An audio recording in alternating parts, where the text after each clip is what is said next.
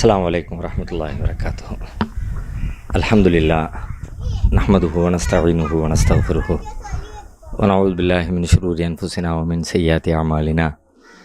My யஹ்திஹில்லாஹு ஃபலா முதில்ல லஹு வ my யுத்லில்ஹு ஃபலா ஹாதிய லஹு.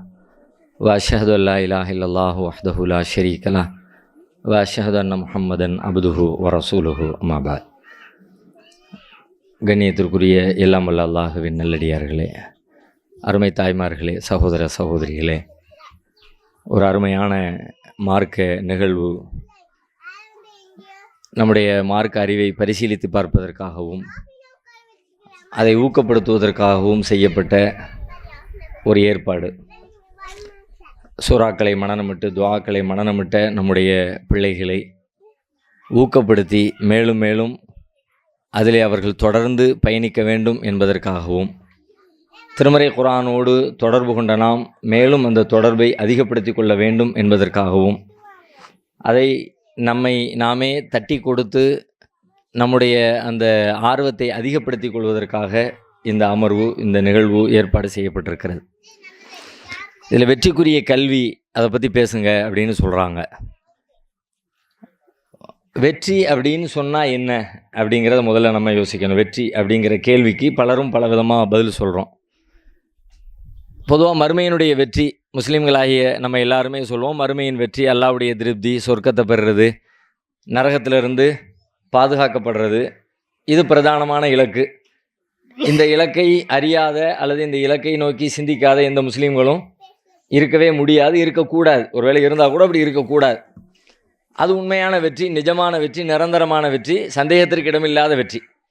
அந்த வெற்றி கிடச்சிருச்சுன்னா வேறு எந்த வெற்றியை பற்றியும் யோசிக்க வேண்டிய அவசியமே இல்லை. அதுதான் பிரதானம் வாழ்க்கையில். அப்படி தான் நம்ம பயணம் பண்ணணும். நம்முடைய வாழ்வின் ஒவ்வொரு கட்டமும் அப்படி தான் இருக்கணும். ஆனால் அந்த வெற்றியை அல்லாஹ் எப்படி வச்சுருக்கான்னு கேட்டால், இந்த உலகத்தை மையமாக வைத்து அப்படி தான் நம்ம அந்த வெற்றியை அடைய முடியும். இதை விட்டுட்டு நம்ம அதை அடைய முடியாது. இதை இழந்துட்டு அல்லது இதை விட்டு தூரமாகிட்டு இதில் வாழ்க்கையை சரியாகவே வாழ முடியாமல் போய் மறுமையில் வெற்றி அடைதல், அப்படி ஒரு வெற்றியை வைக்கலை. மறுமையினுடைய வெற்றியை எப்படி வச்சுருக்காங்கன்னா, இந்த உலகத்தில் எப்படி ட்ராவல் பண்ணணுமோ, எப்படி பயணம் பண்ணணுமோ, எப்படி வாழணுமோ அப்படி வாழ்ந்து அந்த வாழ்வின் வழியாகத்தான் அந்த வெற்றியை நம்ம அடைய முடியும். அப்போ அந்த வெற்றிக்கு முன்னாடி உலகத்தினுடைய வெற்றின்னு ஒரு வெற்றி இருக்கிறது. ஒரு பெரிய இலக்கு வச்சுருக்குறோம். அந்த இலக்கை போய் அடையிறதுக்கு முன்னாடி அந்த இலக்குகளை சின்ன சின்னதாக பிரித்து வச்சுருப்பாங்க. ஒரு 10th வந்து பப்ளிக் எக்ஸாம் இருக்குது அப்படின்னா, எடுத்த எல்கேஜியில் சேர்ந்த புள்ள 10th வரைக்கும் ஒரே மூச்சில் படித்து 10th வந்து எக்ஸாம் எழுதி அப்படி சக்ஸஸ் பண்ணுறதில்ல.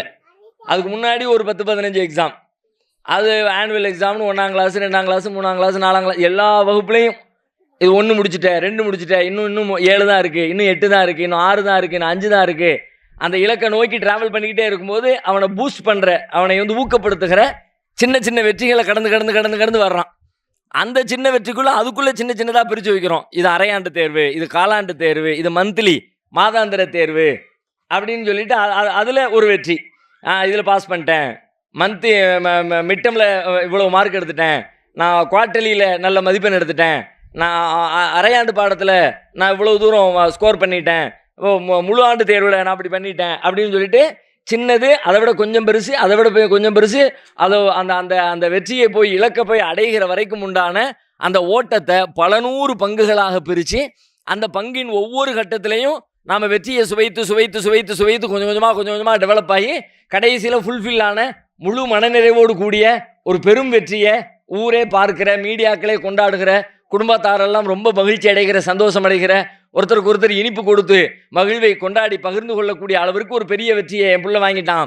ஸ்டேட்லேயே ஃபஸ்ட் அவங்க தான், ஸ்டேட்லேயே செகண்ட் அவங்க தான், ஸ்டேட்டில் தேர்ட் அவங்க தான், அல்லது எங்கள் ஸ்கூல்லே ஃபஸ்ட் அப்படி தான் அப்படின்னு சொல்லிட்டு மற்ற மகிழ்ச்சிகளோடு ஒப்பிடுகிற பொழுது இதுதான் ஃபைனல், இதுதான் ரொம்ப பெரிய மகிழ்ச்சிகரமான ரொம்ப பெரிய வெற்றியாக எல்லோரும் கருதுகிற ஒரு வெற்றியை நோக்கி அவங்க போய் சேர்ந்துடுறாங்க. அப்படி தான் நாளை மறுமையினுடைய வெற்றிக்கு முன்னாடி இந்த உலகம் வெற்றி இருக்கிறது, உலகத்தினுடைய வெற்றி இருக்கிறது, உலகத்தினுடைய வாழ்க்கை பயணம் இருக்குது. இந்த வாழ்க்கை பயணத்தை பல்வேறு வகைகளில் டிவைட் பண்ணி பிரித்து அதில் பல்வேறு வெற்றிகளை அடைந்து அந்த வெற்றிகளுக்கு அதை ஒரு மூலதனமாக அடிப்படையாக வச்சு ஃபைனலில் நம்ம ஜெயிக்கணும், முக்கியமான அந்த இலக்கில் வெற்றி பெறணும் அப்படிங்கிற மாதிரி நம்முடைய வாழ்க்கை பிரிக்கப்பட்டிருக்கிறது. யதார்த்தத்தில் அப்படி தான் இருக்கிறது. அப்போ இந்த வெற்றி, இந்த உலகத்தினுடைய வெற்றி அப்படின்னா என்ன? மறுமையினுடைய வெற்றி நல்லாவே தெரிகிறது. அது எதில் இருக்குங்கிறதும் தெரியுது, அது சொல்ல வேண்டிய தேவையே இல்லை. வெற்றிக்குரிய கல்வி அப்படின்னா அது என்ன கல்வி, எதை நோக்கிய கல்வி, எப்படியான கல்வி, எல்லாமே ஓரளவுக்கு நம்ம எல்லாருக்குமே புரிஞ்சுதான் வச்சிருக்கிறோம். நம்ம இந்த உலகத்துடைய வெற்றி அப்படின்னு சொன்னா இதுல பல்வேறு வகையான கருத்து இருக்கு, முரண்பாடு இருக்கிறது. ஆளாளுக்கு ஒவ்வொரு வகையில் அதுக்கு இலக்கணம் சொல்றாங்க. இந்த உலகத்தில் வெற்றி அப்படின்னா என்ன அப்படின்னு கேட்கும் பொழுது ஒவ்வொருத்தரும் ஒவ்வொரு வகையான இலக்குகளை வைத்துக்கொண்டு இதில் ஜெயிச்சுட்டா வெற்றி, இதில் நான் சக்ஸஸ் பண்ணிட்டா வெற்றி.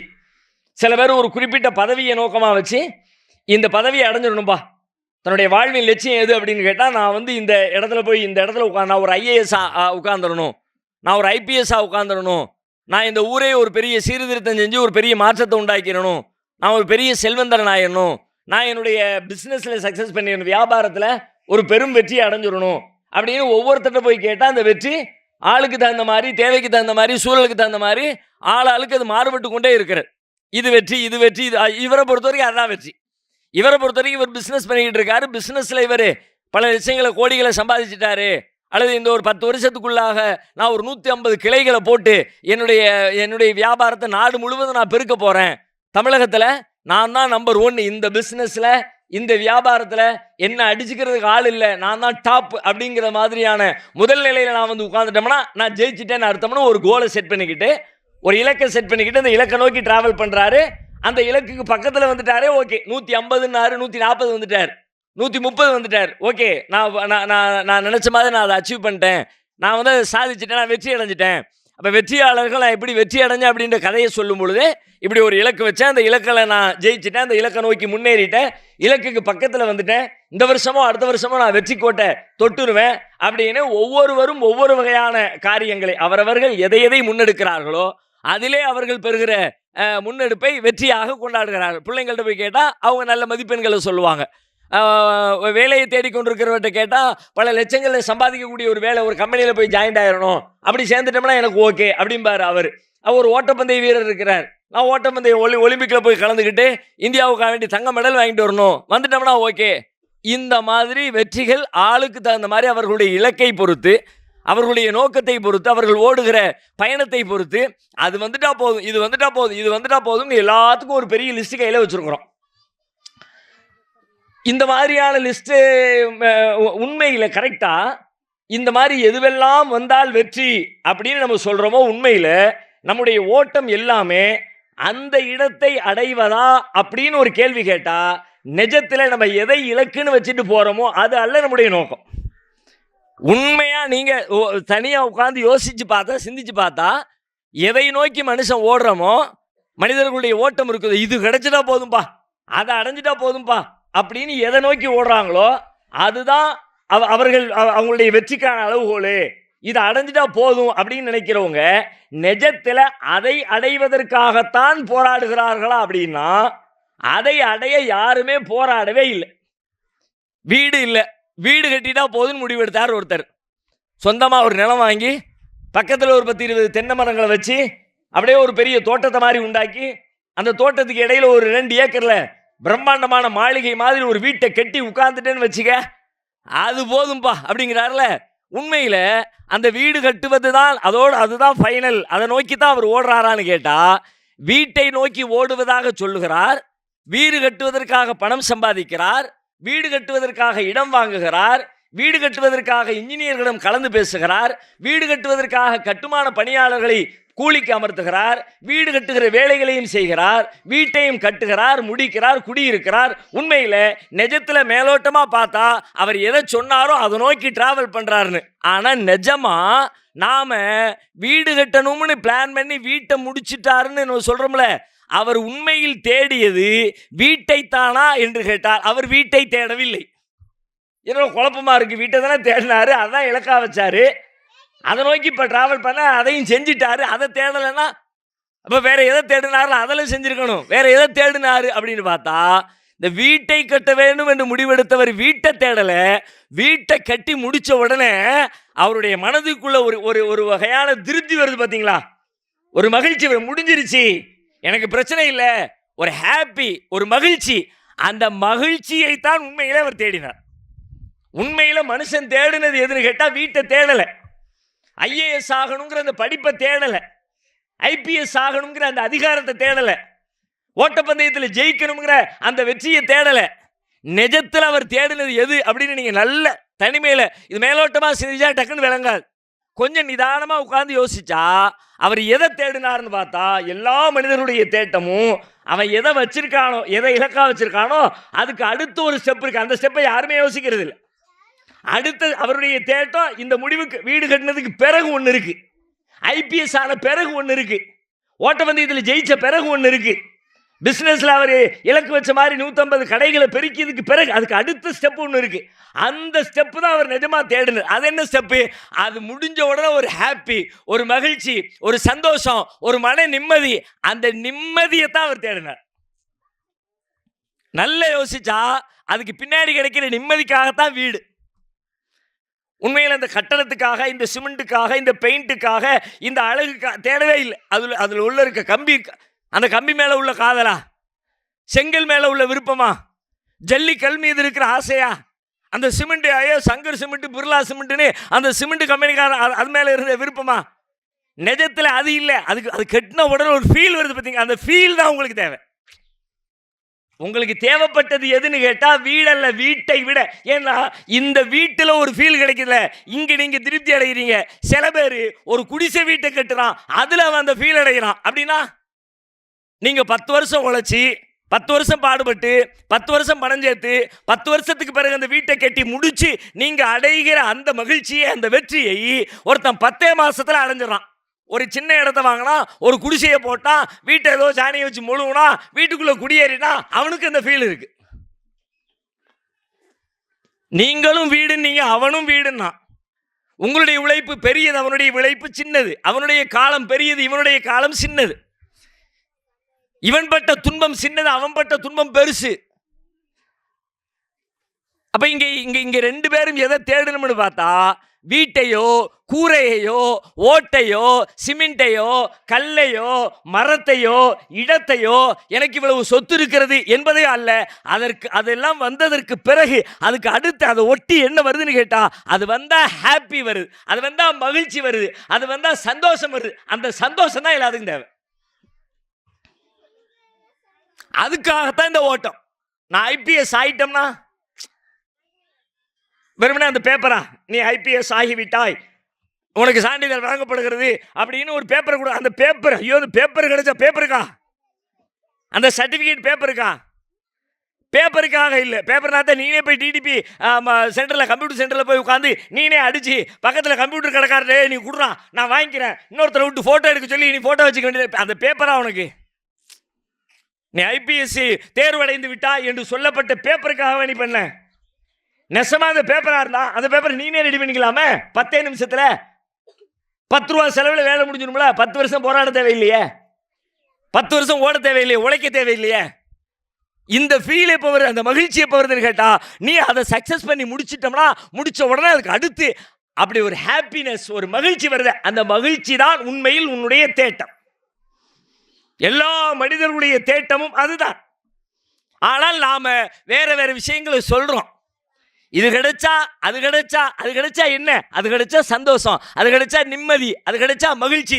அப்படியானால் நிஜத்திலே நீங்கள் தேடியது செல்வத்தை அல்ல, வியாபாரத்தை அல்ல, பதவியை அல்ல, ஆடைகளை அல்ல, நிலத்தை அல்ல, வீட்டை அல்ல, அதிகாரத்தை அல்ல, வேறு எதையும் அல்ல. எல்லாவற்றிற்கும் பிறகான அந்த மகிழ்ச்சியை, அந்த நிம்மதியை, அதைத்தான் நீங்கள் தேடி ஓடினீர்கள். அப்ப கரெக்டான வெற்றி அப்படிங்கிறது என்னன்னா, நிம்மதியான வாழ்க்கை தான் வெற்றி. நிம்மதியா, சந்தோஷமா, அழுக்கு இல்லாம, கசடு இல்லாம, கவலை இல்லாம, பயம் இல்லாம, துக்கம் இல்லாம, அக்கம் பக்கத்தில் உள்ளவங்களை பார்த்து அப்படியே மகிழ்ச்சியோட சிரித்து, அதான் வெற்றிங்கிறது. நிஜமான வெற்றிங்கிறது என்னன்னு கேட்டா, உங்க உள்ளத்தில் இருக்கிற அந்த ஹாப்பினஸ், மகிழ்ச்சி என்கிற குணம் இருக்குது, அந்த சிந்தனை உணர்வு இருக்கிற அந்த உணர்வு தான் உங்களுக்கான அடிப்படை தேவை. இது உங்களுக்கு எனக்கு மட்டுமில்ல, உலகத்தில் மனிதர்களாக பிறந்த எல்லோருக்குமான தேவையாதான். எல்லாரும் அதைத்தான் விரும்புகிறோம். அது கிடைச்சிருச்சுன்னா போதும். அது எதில் கிடைக்குது அப்படிங்கிறதுல நீங்கள் ஆளாளுக்கு மாறுபாடு. இதை கிடைச்சா வந்துடும், அதை அடைஞ்சா வந்துடும். ஆனால் உண்மையில் இன்னும் சொல்ல போனால் அது கூட தற்காலிகமானதான். நீங்கள் அடைஞ்சா வந்துடும் நினைக்கிறீங்களே, வந்தது நல்லா யோசிச்சு பாருங்க. இப்போ ஒன்று வருது, ஒரு வீடு கட்டிட்டா போதும்னு முடிவு எடுத்தோம். கஷ்டப்பட்டு 10 வருஷம் உழைச்சி வீடெல்லாம் வாங்கியாச்சு, குடியிருந்தாச்சு. அந்த வீடு இப்போ இருக்குது. குடியேறி எத்தனை நாள் ஆயிடுச்சு? 2 வருஷம் ஆயிடுச்சு. நமக்கு சொந்தமாக ஒரு வீட்டை வாங்கி நம்ம ஆயுள் காலத்தை பூரா அதில் செலவழித்து இத்தனை ஆண்டு கால உழைப்பை போட்டு அது கிடைச்சா போதும்னு தேடி ஓடி அதை அடைஞ்சு அது முடிஞ்சு 2 வருஷம் ஆயிடுச்சு. இப்போ இந்த 2 வருஷத்துக்கு பிறகு நீங்கள் வாங்கின நிலம் இருக்கா?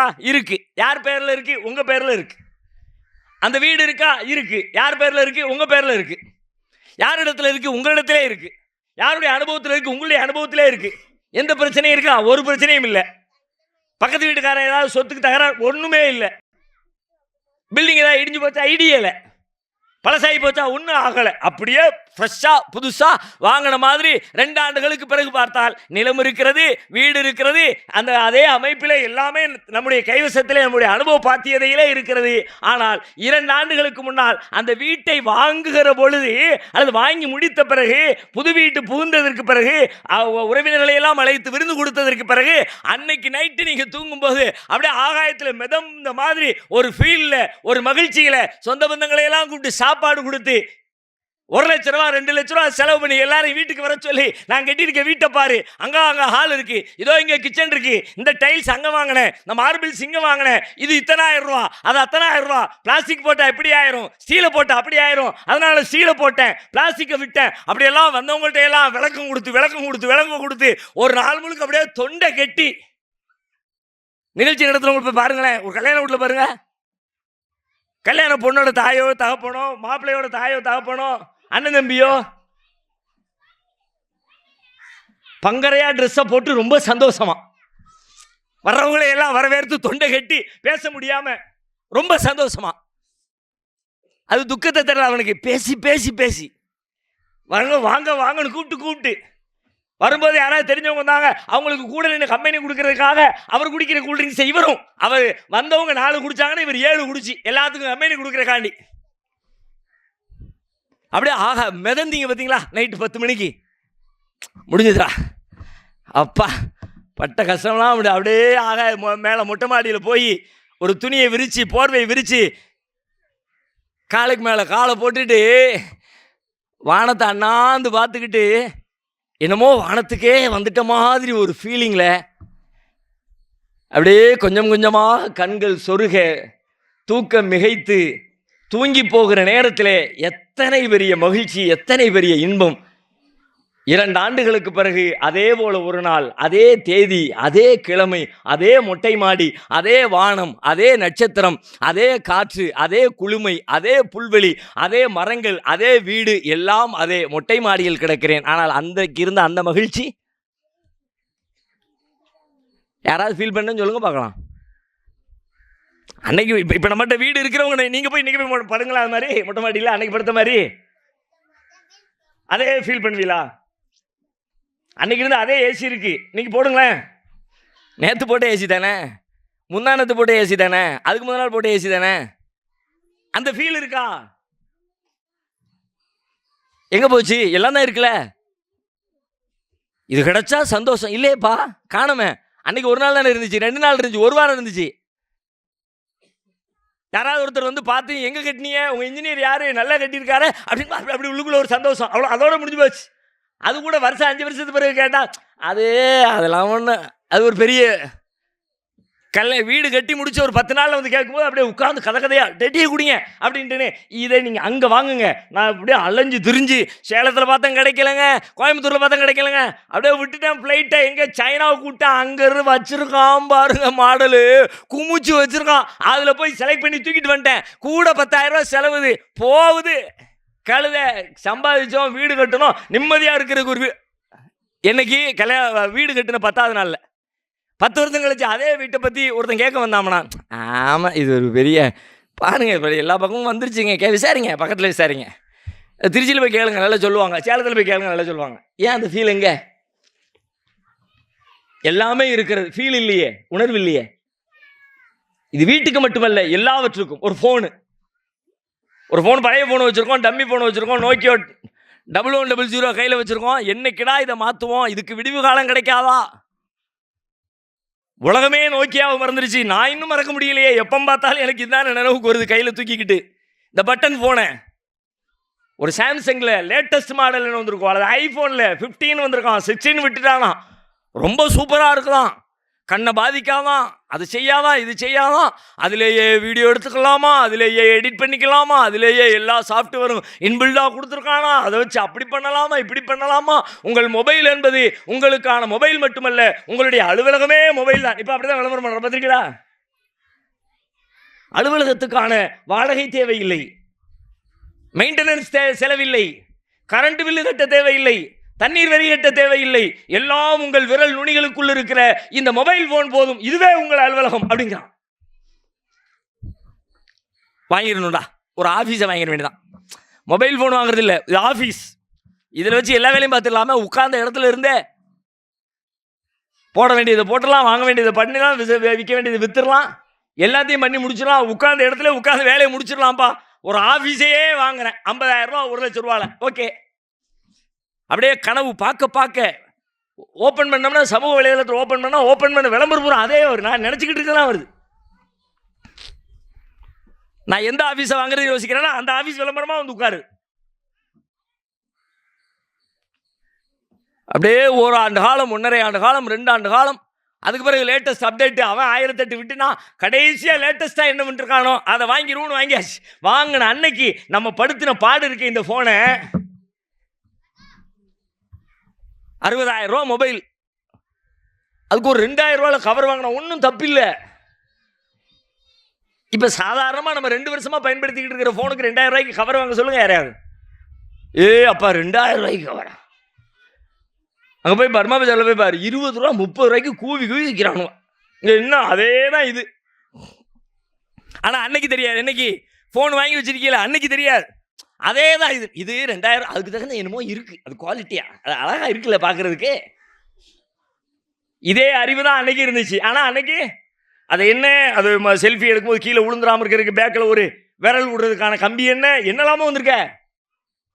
அதுவும் பொம்பளைங்களுடைய ஃபோனுக்கு அவருக்கு கேட்கவே தேவையில்லை. விதவிதமாக கலர் கலராக பொம்மையாக ஃபோன் அடிக்கும்போதே அப்படியே மொத்த ஃபோனும் டிஸ்பிளே மட்டும் டிஸ்பிளே ஆகிறது இல்லை, மொத்த ஃபோனுமே டிஸ்பிளே ஆகுது. பளிச்சு பளிச்சு பளிச்சு பளிச்சுன்னு பிங்க் கலரில் போடுறான். என்னென்னமோ அதை வைக்கிறதுக்கு என்ன ஸ்டாண்டு, அதை பாதுகாக்கிற எல்லாம். 60 ரூபாய்க்கு ஃபோனை வாங்கி ஒரு 3,000 ரூபாய்க்கு அதுக்கான அக்சசரிஸ் கொஞ்சத்தை வாங்கி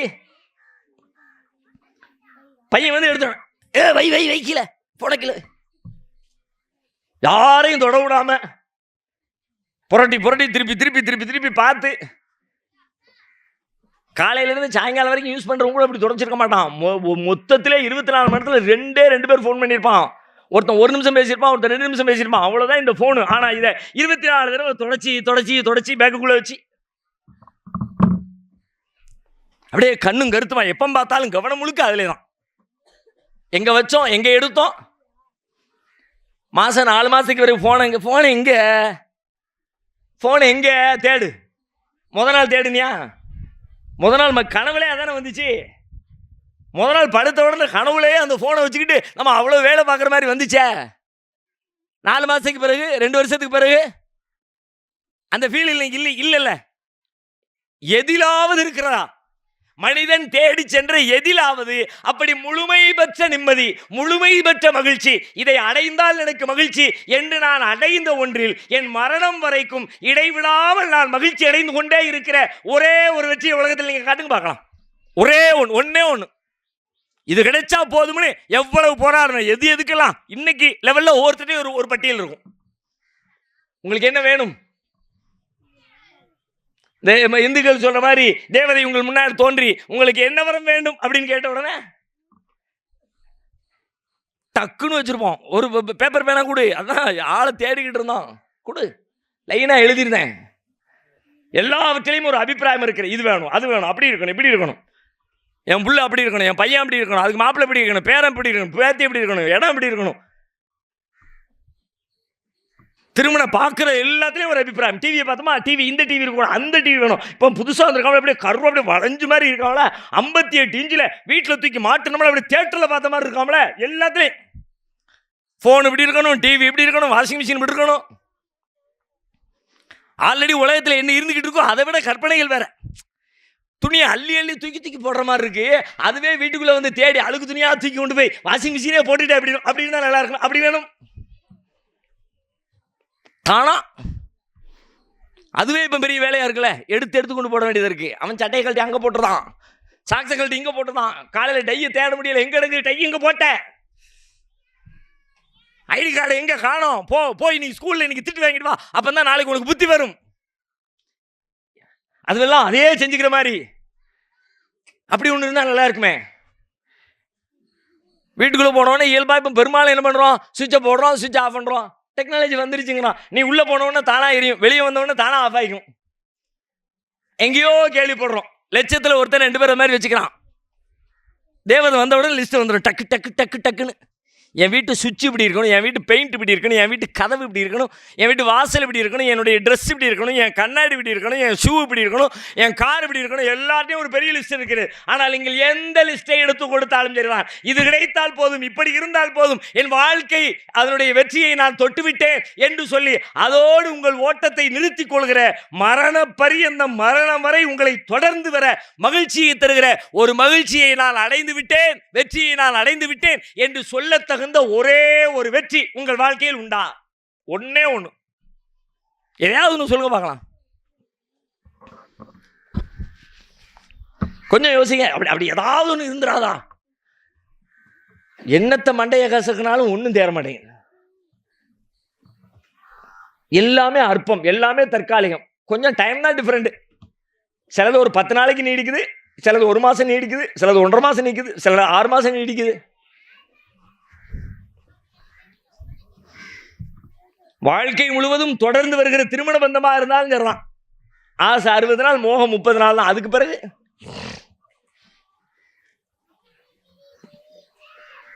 எல்லாத்திலையும் பஞ்சாயத்து. ஆனா உண்மையிலே நாம தேடியது இவைகள் அல்ல, நிஜத்திலே அதற்கு பிறகான மகிழ்ச்சி. ஆனால் அந்த மகிழ்ச்சி என்பது நம் வாழ்வில் என்றைக்கும் எதுவெல்லாம் மகிழ்ச்சியை தந்துவிடும் என்று தேடினோமோ அவை எதுவுமே நம் வாழ்வில் மகிழ்ச்சியை சில நிமிடங்களுக்கு, சில மணி நேரங்களுக்கு, சில நாட்களுக்கே தவிர அவை தொடர்ந்து அந்த மகிழ்ச்சியை தரக்கூடிய ஆற்றல் படைத்ததாக உலகத்தில் எதுவும் இல்லவே இல்லை, இல்லவே இல்லை. அப்ப இதையெல்லாம் தேடி ஓடுனா ஓடு, அதுக்கப்புறம் தூங்கி எஞ்சி திரும்ப ஓடு, வேற ஒண்ணுக்கு ஓடு, இன்னைக்கு இதுக்கு ஓடு, நாளைக்கு வேற ஒன்றுக்கு ஓடு, ஓடிக்கிட்டே இரு. இன்னைக்கு 1 ஏக்கர்ல நிலம் வாங்கணும், ஓடு, வாங்கி முடிச்சுட்டே இன்னொரு 2 ஏக்கர் ஓடு, ஓடத்தான் செய்வ. 2 ஏக்கர் கிடைச்சிட்டா ஓடு. அதுக்கப்புறம் ஒரு பீரோ இருக்கு, இன்னொரு பீரோ ஓடு, வாங்கியாச்சு. அதுக்கப்புறம் திரும்ப ஓடு. ஒரு வீடு இருக்கு, இன்னொரு வீட்டுக்கு ஓடு. ஒரு வேலை இருக்கு, இன்னொரு வேலைக்கு ஓடு. ஒரு கடை இருக்கு, இன்னொரு கடைக்கு ஓடு. ஒரு பதவி இருக்கு, இன்னொரு பதவிக்கு ஓடு. ஓடு ஓடு ஓடு ஓடிக்கிட்டே இப்படிதான் ஓடுவான் மனுஷன். அதான் அல்லாஹ் சொன்னான், அல் ஹாக்கு தகாசுர் ஹத்தா ஜுர்துமுல் மகாபிர். இன்னும் ஓடுறிய. இந்த ஓட்டம் நிஜமான சிந்தனையை விட்டு, நிஜமான மகிழ்ச்சியை விட்டு, நிஜமான சந்தோஷத்தை விட்டு, நிஜமான திருப்தியை விட்டு, அறிவாளனாகிய அல்லாஹ்வுடைய நெருக்கத்தை விட்டு உன்னை தூரமாக்கி விட்டது. ஹத்தா ஜுர்துமுல் மகாபிர். எது வரைக்கும் தூரமாக்கிட்டு தெரியுமா? நீ சாகர வரைக்கும், கபறுகளை சந்திக்கிற வரை. ஹத்தா ஜுர்துமுல் மகாபிர், மக்பராக்களை, கபறுகளை நீங்கள் சந்திக்கிற வரை முடியவே முடியாது. நீ இதுல வெற்றின்னு நினைக்கிறல்ல, கிடையாது. வெற்றி அடைய மாட்டேன், திருப்தி அடைய மாட்டேன், உன் மனசு அடையாது. படைச்ச ரப்புல் ஆலமீன் சொல்றான், நம்ம கல்பை படைச்சவன், அதனுடைய இயல்பை படைச்சவன், அது எப்படி இருக்கும், எதை தேடுனா அது ஃபுல்ஃபில் ஆகும் என்பதை தெரிஞ்ச ரப்புல் ஆலமீன் சொல்றான், அடே இதைத்தான் வெற்றி நினைச்சு ஓடுனா வெற்றி கிடைக்காதுடா, சாகிற வரைக்கும் நீ வெற்றி அடைய மாட்டேன். வெற்றி அடைஞ்சிட்டேன் ஒருத்தன் சொல்லுவான் பார், 50 வயசுல சொல்லிட்டான், நான் என்னுடைய திட்டத்தின்படி வெற்றி அடைந்து விட்டேன் அப்படின்னு. 53ஆவது வயசுல போய் கேளுங்க, அடுத்து ஒரு பெரிய லிஸ்ட்டை வச்சுட்டு திரும்ப ஓடிக்கிட்டு இருப்பான்.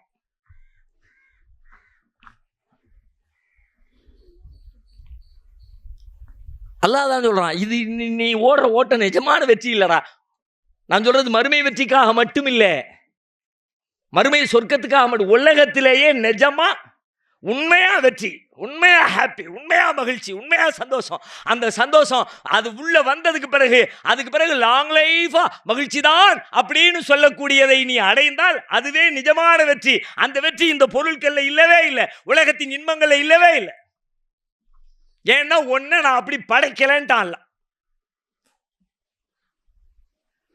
உன் பாடி ஸ்ட்ரக்சரு, உன்னுடைய மைண்ட் ஸ்ட்ரக்சர் அப்படி இல்லை. நபிகளார் சொல்லுவாங்க, நம்ம எல்லாரும் கேட்ட செய்தி தான். ஆதமுடைய மகனுக்கு வாசகமே எப்படி ஆரம்பிக்கிறாங்க பாருங்க.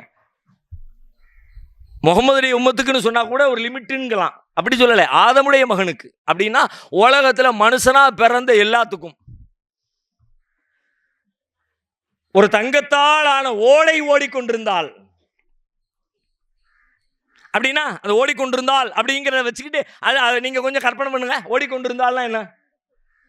தங்கத்தால் ஒரு ஓடை உங்களுக்கு சொந்தமாக இருந்தால், சரி ஓகே, சொந்தமாக இருந்தால் அவ்வளோதான், முடிஞ்சு போச்சு.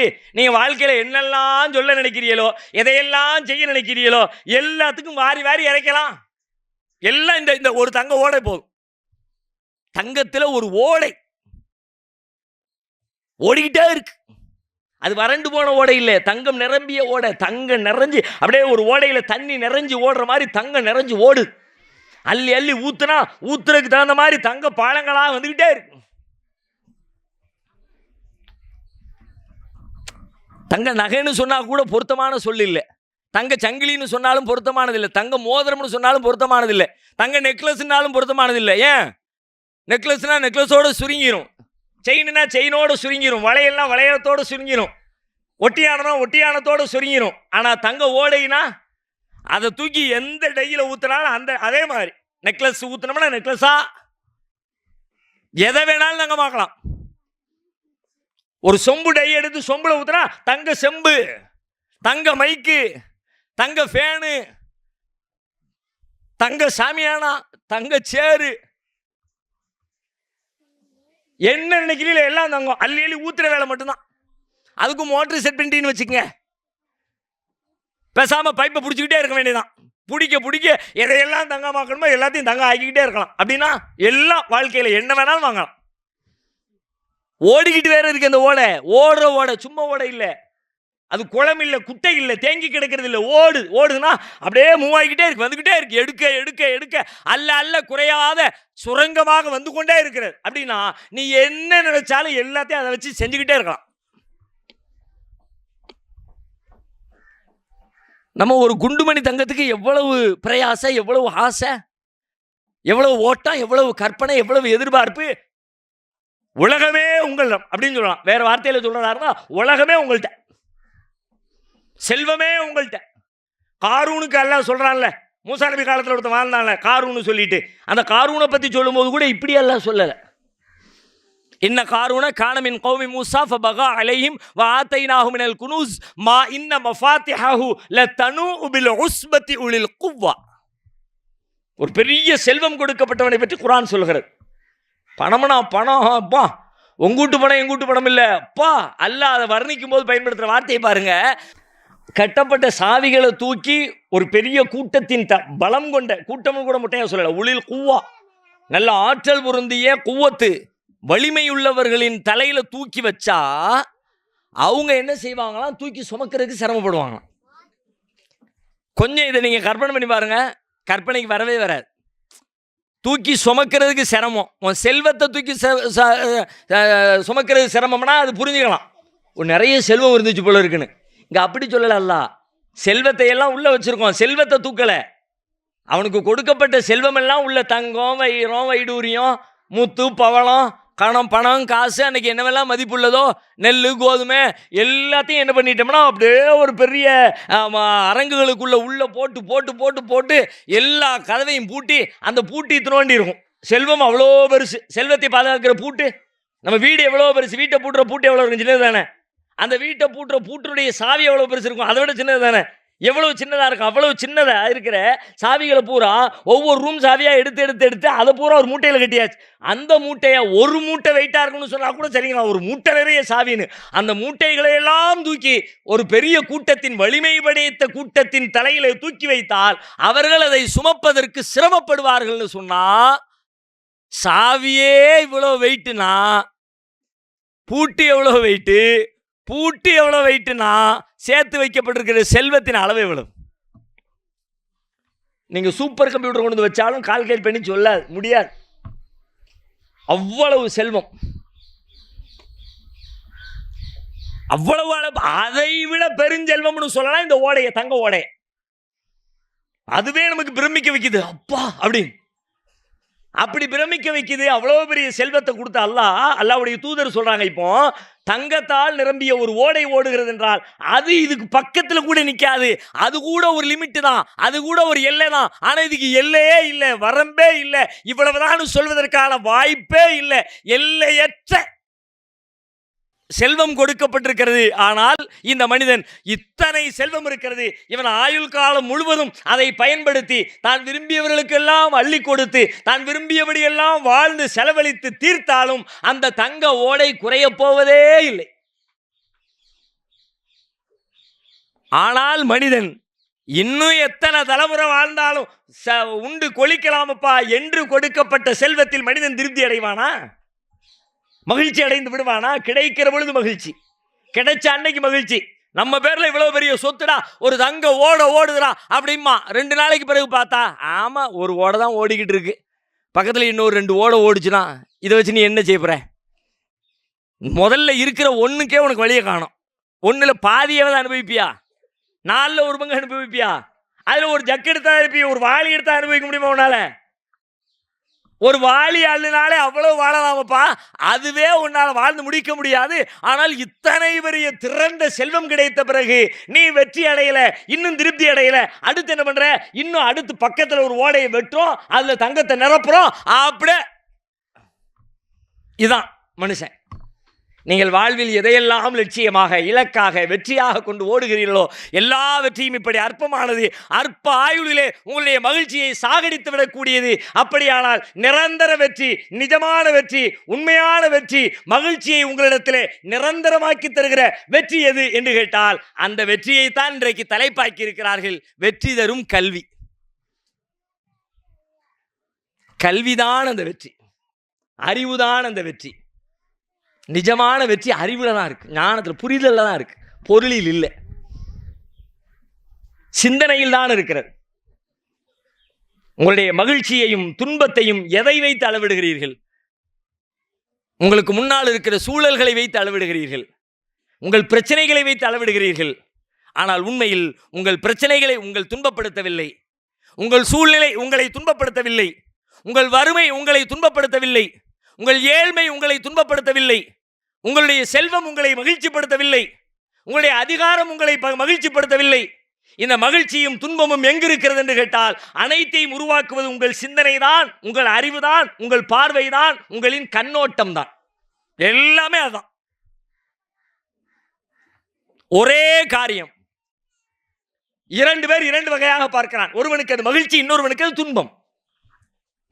பார்க்கிற பார்வையில் தான். நீ எப்படி பார்க்கிற?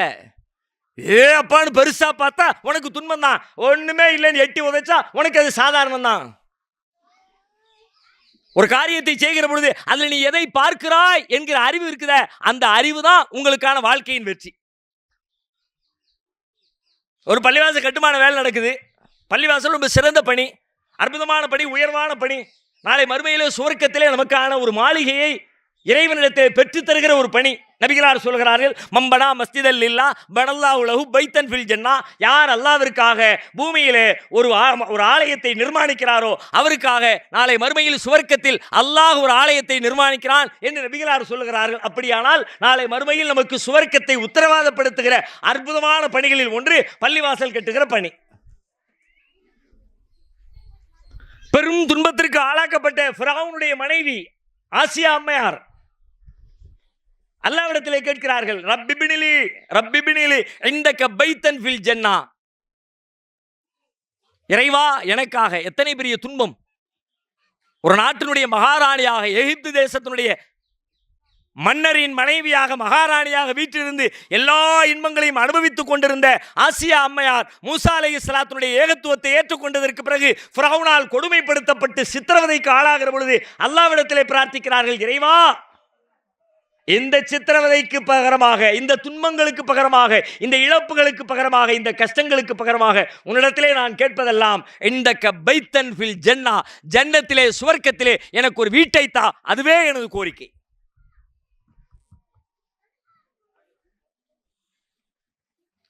அப்படிப்பட்ட ஒரு பெரும் அற்புதமான உயர்வான பெரும் சிரமத்திற்கு பிறகு கிடைக்கக்கூடிய அந்த சுவர்க்கத்தை இன்னும் சொல்வதாக இருந்தால் அல்லாஹ் வேற இடத்துல குர்ஆன்ல கேட்கிறான், அம் ஹசிபத்தும் அன் ததுகுலுல் ஜன்னா வலம்மா யஅதிகும் மஸலுல்லதீன ஹலவ் மின் கப்லிக்கும் மஸ்ஸத்துஹுமுல் பஅஸாஉ வல்லர்ராஉ வஸுல்ஸிலு ஹத்தா யகூலர் ரசூலு வல்லதீன ஆமனு மஅஹும் மதா நஸ்ருல்லாஹ். சொர்க்கத்திற்குள்ளே நுழைந்து விடலாம் என்று எண்ணுகிறீர்களா?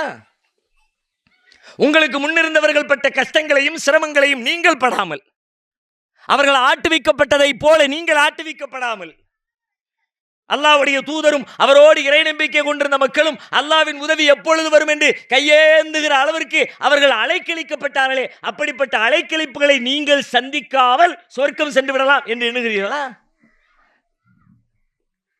சுவர்க்கம் என்பது பெரும் சிரமங்களுக்கான பரிசு, அது துன்பங்களுக்கான பரிசு. அது உலகத்திலே நீ படுகிற துன்பம் ஒவ்வொன்றின் பிரதிபலனாக அங்கு சுவர்க்கம் உனக்காக பதிவு செய்யப்படுகிறது.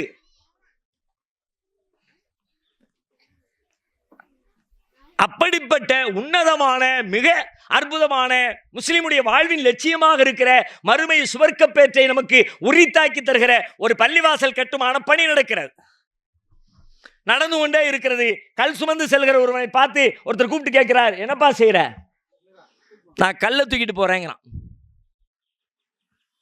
தெரியல, கண்ணுக்கு தெரியல, இந்த செங்கல் 7 கல் 8 கல் 4 கல் 6 கல் கல்லை தூக்கிட்டு போறேன். பின்னால் ஒருவன் வருகிறான், அவனும் அதே போல பணியைத்தான் செய்து கொண்டிருக்கிறான். என்ன செய்யற? நான் பள்ளிவாசல் கட்டி கொண்டிருக்கிறேன். 2 பேருக்கும் இடையில மலைக்கும் அடுவுக்குமான வித்தியாசம். மேலோட்டமா பார்த்தா ஒண்ணுதான், 2 பேரும் ஒரே பதில் சொல்ற மாதிரி உங்களுக்கு தோணும். நான் கல்லை சுமக்கிறேன் என்றான், நான் இறையில்ல பணியில் ஈடுபட்டிருக்கிறேன் என்றான் இன்னொருவன். இதிலே கல்லை சுமந்தவன் சிரமப்படுவான், இறையில்ல பணியிலே ஈடுபட்டவன் மகிழ்ச்சி அடைவான். நான் என்ன செய்கிறேன்? நான் ரொம்ப அற்புதமான உன்னதமான ஏக இறைவனை மட்டுமே வணங்குகிற ஒரு ஆலயத்தை நிர்மாணித்துக் கொண்டிருக்கிறேன் என்கிற பொழுது உள்ளத்திற்குள்ளே எழுகிற அந்த மகிழ்ச்சி, சந்தோஷம், இறை திருப்தியை நோக்கி அந்த பயணம். கல்லை தூக்குறேன்னா, ஏன்னா கல்லை போட்டு தூக்குற? கல்லை தூக்குறது கஷ்டம் தானே, பார்வைதான் இங்கே வித்தியாசம், வேற ஒண்ணுமே இல்லை. 2 பேரும் கல்லைத்தான் தூக்கணும். இவன் தூக்கணும் கல்லு, அவன் தூக்கணும் கல்லு. ஆனா இவன் மகிழ்ச்சி அடைகிறான், அவன் துன்பப்படுகிறான். எதனால்? கல்லினாலா? 2 பேர் தலையிலையும் ஒரே அளவு 5 செங்கல் தான், அவனும் 5 செங்கல் தான் இவனும். அவனும் கையில தான் தூக்குனான், தலையில தான் வச்சான். இவனும் கையில தான் தூக்குனான், தலையில தான் வச்சான். இவன் சந்தோஷப்படுறான், அவன் துக்கப்படுறான். ஏன்? பார்க்கிற பார்வை. நான் கல்லை தூக்குகிறேன் என்று இவன் பார்க்கிறான், நான் இறைப்பணியில் ஈடுபட்டிருக்கிறேன் என்று அவன் பார்க்கிறான். இந்த பார்வையின் வழியாக ஒரு மனிதன் இன்பம் பெறுகிறான், இன்னொருவன் துன்பம் அடைகிறான். இன்பமும் துன்பமும் எங்கு இருக்கிறது? மகிழ்ச்சியும் கவலையும் எங்கு இருக்கிறது? பொருட்களிலா, செல்வத்திலா, பணத்திலா, அதிகாரத்திலா, அறிவிலா? எதிலே? அறிவில், ஞானத்தில், சிந்தனையில். அதை மட்டும் டியூன் பண்ணி சரி பண்ணிருங்க, வாழ்க்கை நிரந்தர வெற்றி. அதை அழிக்கவே முடியாது, அழியவே அழியாது. ஒன்னு படிச்சிட்டிய, 4 மாசத்துக்கு பிறகு அந்த படித்தல் இன்பத்தை நீங்கள் இழப்பீர்களா? எதையாவது ஒன்று அடைஞ்சீங்க, அடைதலின் இன்பத்தை இழப்பீர்கள். ஆனால் அறிவின் இன்பத்தை நாட்கள் செல்ல செல்ல செல்ல அந்த இன்பம் அதிகரித்துக் கொண்டே போகும். அறிவின் இன்பம் எப்படிப்பட்டது தெரியுமா? நாள் போக போக, மற்றவங்களுடைய இன்பம் எப்படி? மற்றதெல்லாம் நாள் போக போக இன்பம் புசுக்குன்னு போயிடும், புஸ்வானம் மாதிரி. வீடு வந்த உடனே சந்தோஷம், முத நாள் மொட்டை மாடியில் படுக்கும்போது. கல்யாணம் முடிஞ்ச உடனே சந்தோஷம், 3 மாசம் மனைவியோடு மகிழ்ச்சியா இருக்கும்போது. அதுக்கு பிறகு அறிவு அப்படிப்பட்டதல்ல, அழிக்க முடியாத நிரந்தரமான. நாட்கள் செல்ல செல்ல அந்த அறிவு உங்களுக்கு மேலும் மேலும் உலகத்தில் பல்வேறு பிரச்சனைகளுக்கு தீர்வு சொல்லிக்கிட்டே இருக்கும். சொல்லும் பொழுதெல்லாம் மகிழ்ச்சி அடைவீங்க, சொல்லும் பொழுதெல்லாம் சந்தோஷப்படுவீங்க. உங்கள் வாழ்க்கை பார்வையை, உங்கள் வாழ்க்கையின் கண்ணோட்டத்தை கற்றுக் கொடுத்து கொண்டே இருக்கும். கற்றுக் கொடுக்கிற பொழுதெல்லாம் மகிழ்ச்சி அடைவீர்கள். மரணம் வரை தொடர்ந்து வருகிற மகிழ்ச்சியை எது தரும் என்று சொன்னால் அறிவும் ஞானமும் தான் தரும். அது மட்டும் இல்லை, அதில் இன்னொரு பெரிய ப்ளஸ் என்னன்னா, அழிக்க முடியாததும் கூடாது. இது இருந்தாலும் நீங்கள் சந்தோஷப்பட மாட்டிய. ஒருவேளை இருக்குது அப்படின்ற ஒரு திருப்தியாவது இருக்கும்னு வைங்களேன். சொத்து இருக்குது அப்படின்னு இருக்கும்ல.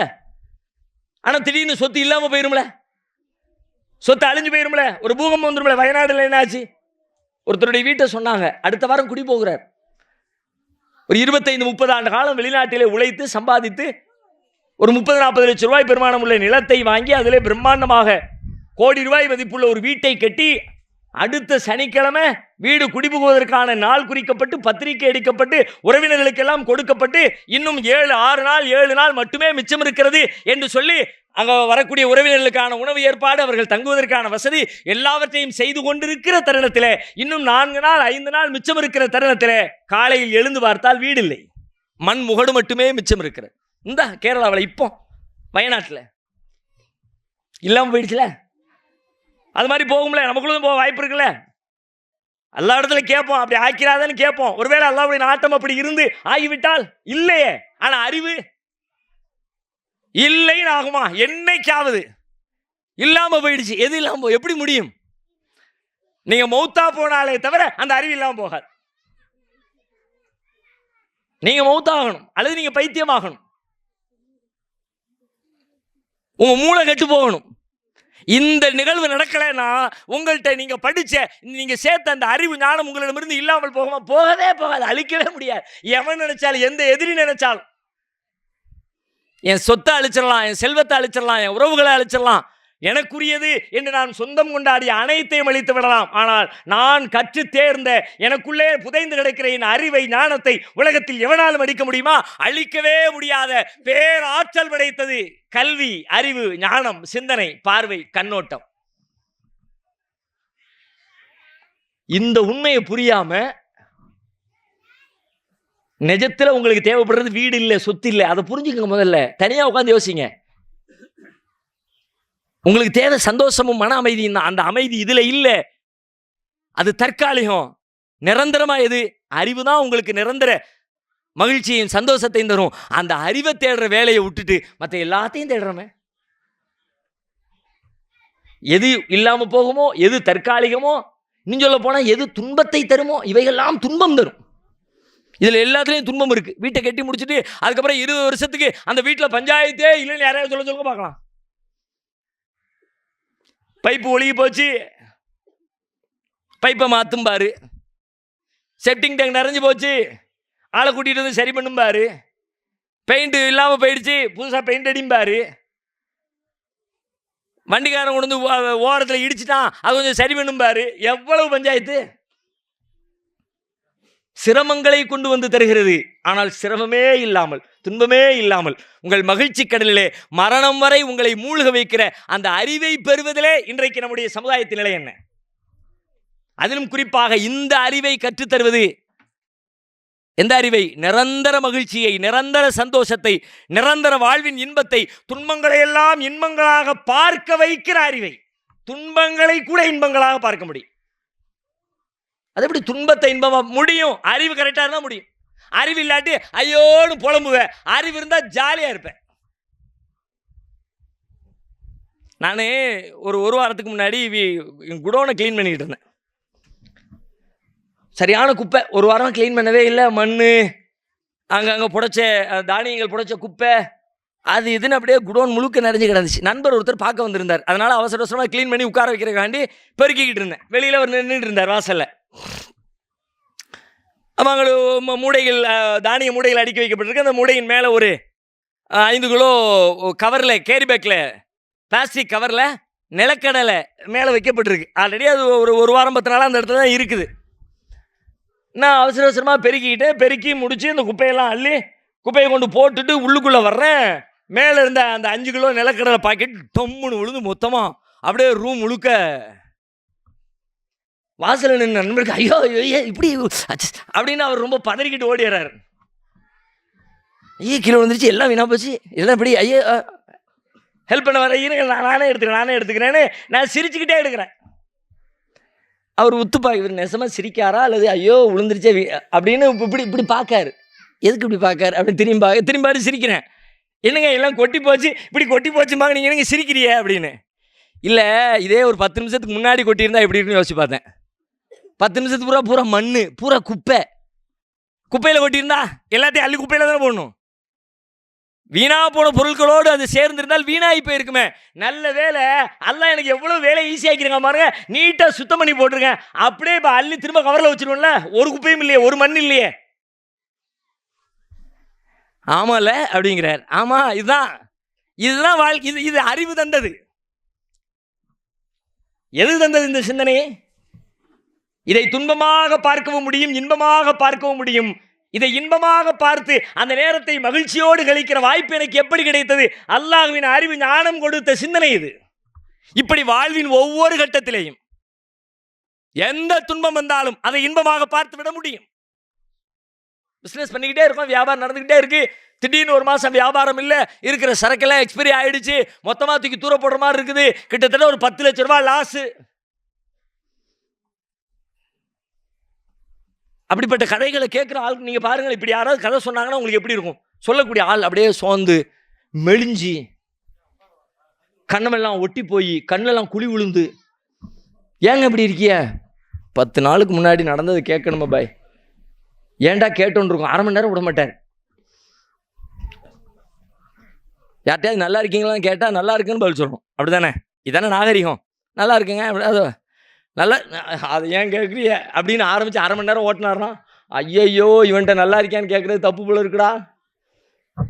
என்ன நடந்துச்சு தெரியுமா? வியாபாரம் எப்படி ஆச்சு தெரியுமா? என் பஞ்சாயத்து என்ன பண்ணா தெரியுமா? என் புள்ள என்ன பண்ணிச்சு தெரியுமா? வருமானத்துக்கு வெளியெல்லாம் படுற கஷ்டம் என்ன தெரியுமா? அப்படின்னு 1 மணி நேரம் கிளாஸ் எடுத்தாருனா, அதுக்கப்புறம் இந்த பக்கம் நல்லா வார்த்தை வரும், நல்லா இருக்கியான்னு கேட்க தோணும். நீ நல்லா இரு, என்னமாவும் இரு, எனக்கு என்ன, என் வேலையை நான் பார்க்கணும், விடு. இப்போ 10 லட்ச ரூபா நஷ்டமாகி உட்கார்ந்துருக்கிற ஒருத்தன் அந்த நஷ்டத்தை பற்றி பேசுகிற ஆட்களை எல்லாம் பார்த்தா, ஒரு 10 நாள் 15 நாளைக்கு முன்னாடி இப்படி நடந்திருக்கா, இது நடந்து 1 வாரம் இருக்கும் போல இருக்கு அப்படின்னு அவர் பார்த்த உடனே, இன்னைக்கு இல்லை இது 1 வாரம் ஆயிடுச்சு அப்படின்னு தோணும். ஏன்? அவர் உட்கார்ந்துருக்க அப்படியே அந்த கோலம், தலையில் எண்ணெய் இல்லை, ஆள் குளிக்கலை, ட்ரெஸ் எல்லாம் அழுக்கா இருக்கு, எப்போ பார்த்தாலும் நீட்டாக இருப்பார், பார்க்குறதுக்கே அப்படி ஃப்ரெஷ்ஷாக ஜமீன்தார் மாதிரி இருக்கிறவர் இன்னைக்கு என்ன இப்படி சோகத்தில் இருக்காருன்னு அவருடைய தோற்றம், அவருடைய குரல், பலவீனம் எல்லாம் சேர்ந்து மொத்த சம்பாத்தியம் போயிடுச்சு பாய் அப்படின்னு கவலையோட. இதே அறிவு ஞானம் சிந்தனை வழங்கப்பட்ட மனிதனாக இருந்தால் அல்லாஹ் சொல்கிறான், ஒமன் யூத்தல் ஹிக்மத ஃபகத் ஊத்திய ஹைரன் கசீரா. யார் அறிவு மதிநுட்பம் கொடுக்கப்பட்டிருக்கிறாரோ அவர் ஏராளமான நன்மைகளை கொடுக்கப்பட்டவர் ஆவார். 10 லட்சம் 10 லட்சம், அதை விட பெரிய நன்மை உனக்கு இருக்குது. அந்த ஞானம் இருந்தா, அல்லாஹ் சொல்றான், அந்த ஞானம் இருந்துச்சுன்னா போதும், அதை விட பெரிய கிஃப்ட் அது. எந்த ஞானம்? 10 லட்சம் போயிடுச்சு அப்படின்னு நினைக்கிறேன்னா, என் தெருவில் அப்படி ஒரு கண்ணை விட்டேன்னு வச்சுக்கோங்க, எனக்கு 10 நாளைக்கு முன்னாடி 15 லட்சம் விட்ட 2 பேர் உட்காந்துருப்பான். அப்படி இல்லாம உலகத்தில் இல்லைல்ல.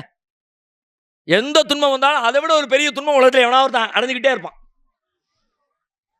கீழே விழுந்துட்டேன் முட்டி வெளி அப்படின்னு சொல்ற ஒருத்தருக்கு பத்தியில, கீழே விழுந்து முட்டியே போயிடுச்சுன்னு சொல்ற ஒருத்தர் இருப்பார். மூட்டு மாற்று அறுவை சிகிச்சை 15 லட்சம் ரூபாய் பில்லு கட்டு அப்போல்லோவில் டாக்டர் ரசீதை கொடுத்துருவார். இப்போ இவர் என்ன பண்ணுறது? நல்ல வேலைப்பா, அல்லாஹ் காப்பாத்தினா. எதுக்கு? கீழே விழுந்து முட்டியை பேத்துக்கிட்டு இருக்கும்போது அப்படியே சந்தோஷமா, நல்ல வேலை. இந்த நல்ல வேலைங்கிற சொல்லி எப்போ வரும்? அறிவு இருந்தால் மட்டும்தான் வரும். எந்த அறிவு? உலகத்தை பற்றிய, தனக்கு சுற்றி இருக்கிற மனிதர்களை பற்றிய, அல்லாஹ் இந்த உலகத்திலே இன்பங்களையும் துன்பங்களையும் எப்படி வடிவமைத்து வைத்திருக்கிறான் என்பதை பற்றிய ஞானம் உங்களுக்கு இருந்தால், நீங்கள் துன்பப்படுகிற நேரத்தில் நல்ல வேலைப்பா, துன்பப்பட வேண்டிய தருணத்தில் இன்பத்தை தருவது எது? அறிவு. இந்த அறிவை நம்ம தேடுறோமா? இதை தேடுங்க, மற்ற எல்லாம் 2ஆம் பட்சம். வாழ்க்கை அப்படி ஆகும். அவ்வளவு சந்தோஷமா அல்லாஹ் சொல்றான், மன் அமில சாலிஹம் மின் தக்கரின் அவ் உன்ஸா வஹுவ மூமினுன் ஃபலனுஹ்யியன்னஹு ஹயாத்தன் தய்யிபா. யார் அல்லாஹ்வை நம்பி நல்ல காரியங்களை செய்கிறாங்களோ, அது ஆம்பளையோ பொம்பளையோ, எல்லா இடத்துலையும் அப்படி சொல்லுவானா அல்லாஹ். எல்லா இடத்துலையும் ஆண்பால் விகுதியில் பேசுவான், அது பெண்களையும் உள்ளடக்கும். ஆனால் இந்த இந்த இந்த மகிழ்ச்சி சந்தோஷம் சம்மந்தப்பட்ட வாழ்க்கை பிரச்சனை இருக்குல்ல, இதில் ஆம்பளை மட்டும் சொல்லிட்டு அது ஆண்களுக்குன்னு நீங்கள் யாராவது புறந்தெளியக்கூடாதுன்றதுக்காக அந்த வார்த்தையும் சேர்த்து சொல்கிறான். மன் அமில சாலிஹம் மின் தக்கரின் அவ் உன்சா, ஆணோ பெண்ணோ இறை நம்பிக்கை கொண்ட நிலையில் அல்லாஹ்வை நம்ப வேண்டிய முறைப்படி நம்பி நல்ல காரியங்களை நீ செஞ்சுட்டு வந்த அப்படின்னா ஃபலனுஹ்யியன்னஹு ஹயாத்தன் தய்யிபா, தய்யிபாவான நல்ல மனம் நிறைந்த மகிழ்ச்சிகரமான ஒரு வாழ்வை அவர்களுக்கு நாம் பரிசளிப்போம். தய்யிபானா அப்படியே ரொம்ப சூப்பரா, சில சில ஸ்மெல்ல பார்த்து எப்படி சூப்பரா அப்படிம்போம்ல, சில அத்தர் வாட சில பேருக்கு சில சென்ட் அடிச்சுட்டு வருவாங்க, என்ன மனமா இருக்கு கம கமன்னு, என்ன போட்டிருக்கீங்க கேட்போம்ல, எங்க வாங்கினீங்க, அதுக்கு தான் தையிபுன்னு சொல்றது, சூப்பரா. இன்னும் இன்னும் இன்னும் அதை விட அதிகம் அர்த்தம் கொண்டது அது. அல்லாஹ்வுடைய கொள்கையை பற்றி சொல்லும்போது அல்லாஹ் சொல்லலாம், அலம் தர கைஃப லரபல்லாஹு மஸலன் கலிமத்தன் தய்யிபத்தன் கஷஜரத்தின் தய்யிபா. அல்லாஹ் அவனுடைய தூய கொள்கைக்கு உதாரணம் என்ன சொல்லலாம் தெரியுமா? தூய மரத்தை உதாரணமாக சொல்கிறான். அந்த தூய அப்படின்னு நம்ம மொழிபெயர்க்க இடத்துல வர்ற வார்த்தை என்னன்னா தய்யிபா. அதே வார்த்தை தான் இங்கே வருது, தையிபாவான வாழ்க்கை. தையிபா அப்படியே மகிழ்ச்சியா, அப்படியே சந்தோஷமா, அப்படியே ஹாப்பியா, அப்படியே மன நிம்மதியா, ஹயாத்தன் தையிபாவாக தூய வாழ்வு. அழுக்கோடு கவலைகளோடு துன்பங்களோடு கண்ணீரோடு, எந்த துன்பம் நிறைந்த தருணமாக நீங்கள் சொன்னாலும் அதிலே இன்பத்தோடு, துன்பம் நிறைந்த தருணத்தில் இன்பத்தோடு. கந்தக யுத்தம், அகல் தோண்டி கொண்டிருக்கிறாங்க எல்லாரும், ஒரு பெரிய பாறை வெட்ட முடியல, உடைக்க முடியல, சஹாபாக்களை அடிச்சு அடிச்சு பார்க்குறாங்க, கதைக்கு ஆகலை. சரி அப்போ யாரை கூப்பிடுறது? அல்லாஹ்வுடைய தூதரை கூப்பிடு. இன்னைக்கு உலகத்தில் இப்படி இருக்குமா நீங்கள் யோசிக்கணும். ஒரு பெரிய பாறை தோன்றாங்க, தோண்ட முடியல, ஒரு பெரிய வேலை நடக்குது, அந்த வேலையை செய்ய முடியல. அந்த நேரத்தில் செய்ய முடியல, என்னையா பண்றது அப்படின்னா அதை விட பெரிய மிஷினை கொண்டு வா, அதை விட இன்னொரு 10 பேரை வேலைக்கு கூட்டிட்டு வா, இப்படிதான் யோசிப்பாங்க. மோடியை கூட்டிட்டு வா எவனா சொல்லுவானா? சாக்கடை தோண்டிக்கிட்டு இருக்காங்க, தோண்ட முடியல, கூட்டிட்டு வா மோடியை. கூட்டிட்டு வந்தா அவர் என்ன செய்வார்? ஓரமாக ஏசி போட்டு கொடுத்தா படுத்து தூங்கிட்டு இருப்பார். அவருக்கு அந்த சம்மட்டியை தூக்க முடியுமா? அந்த நாத்தத்தில் நிற்க முடியுமா? உடல்ல ஆற்றல்லாம் இருக்குமா? நடக்கிறதே கேள்விக்குறியாகிக்கிட்டு இருக்க வயசுல உழைக்கிறது கற்பனையே பண்ண முடியாது. ஆனால் அண்ணலம் பெருமகனார் ஸல்லல்லாஹு அலைஹி வஸல்லம் அதை விட ஒரு பெரிய லீடரு, அந்த லீடர் வேற வேற வேலை பார்த்துக்கிட்டு இருக்கிறாங்க. இங்க குழுமி இருக்கக்கூடிய பணியாளர்களாக இருந்த தோழர்களுக்கு அந்த காரியத்தை செய்ய முடியல, பாறை பெரிதாக இருக்கிறது, ஐடியாவுக்கு கூப்பிடல ரசூலுல்லாஹ்வை. சில பேர் கூப்பிடுவாங்க, மேலதிகாரியை கூட, எதுக்கு சார் முடியல சார், என்ன செய்யலாம் சார், நீங்க வந்து செய்யுங்க சார்ன்றதுக்கு இல்லை, என்ன செய்யலாம் அவரு வழி சொல்வார்.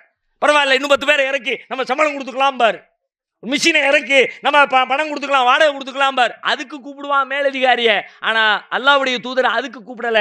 ஏன்னா அன்னைக்கு எக்யூப்மெண்ட்ஸும் இல்லை, இதை விட்டா வேற ஆளும் இல்லை, எங்கேருந்து சம்பளத்துக்கு கூட்டிகிட்டு வர வாய்ப்பும் இல்லை. பிறகு ரசூலுல்லாஹ்வை கூப்பிட்டாங்கன்னா ரசூலுல்லாஹ்வுடைய உடல் பலம் அப்படி. நபி ஸல்லல்லாஹு அலைஹி வஸல்லம் கூப்பிட்டாங்க, உள்ள வந்துட்டாங்க. வந்த நபி ஸல்லல்லாஹு அலைஹி வஸல்லம் சம்மட்டி எடுக்கிறாங்க. நபித்தோழர்கள் அத்தனை பேர் முயன்று முயற்சித்து தோல்வியடைந்து உடைக்க முடியாமல் இடைஞ்சலாக இருந்த அந்த பாறையின் மீது அல்லாஹ்வின் தூதர் தன் ஆடைகளை விலக்கிக் கொண்டு ஓங்கி அடிக்கிறார்கள் சம்மட்டியால். பாறை சுக்குநூறாக வெடித்து சிதறுகிறது.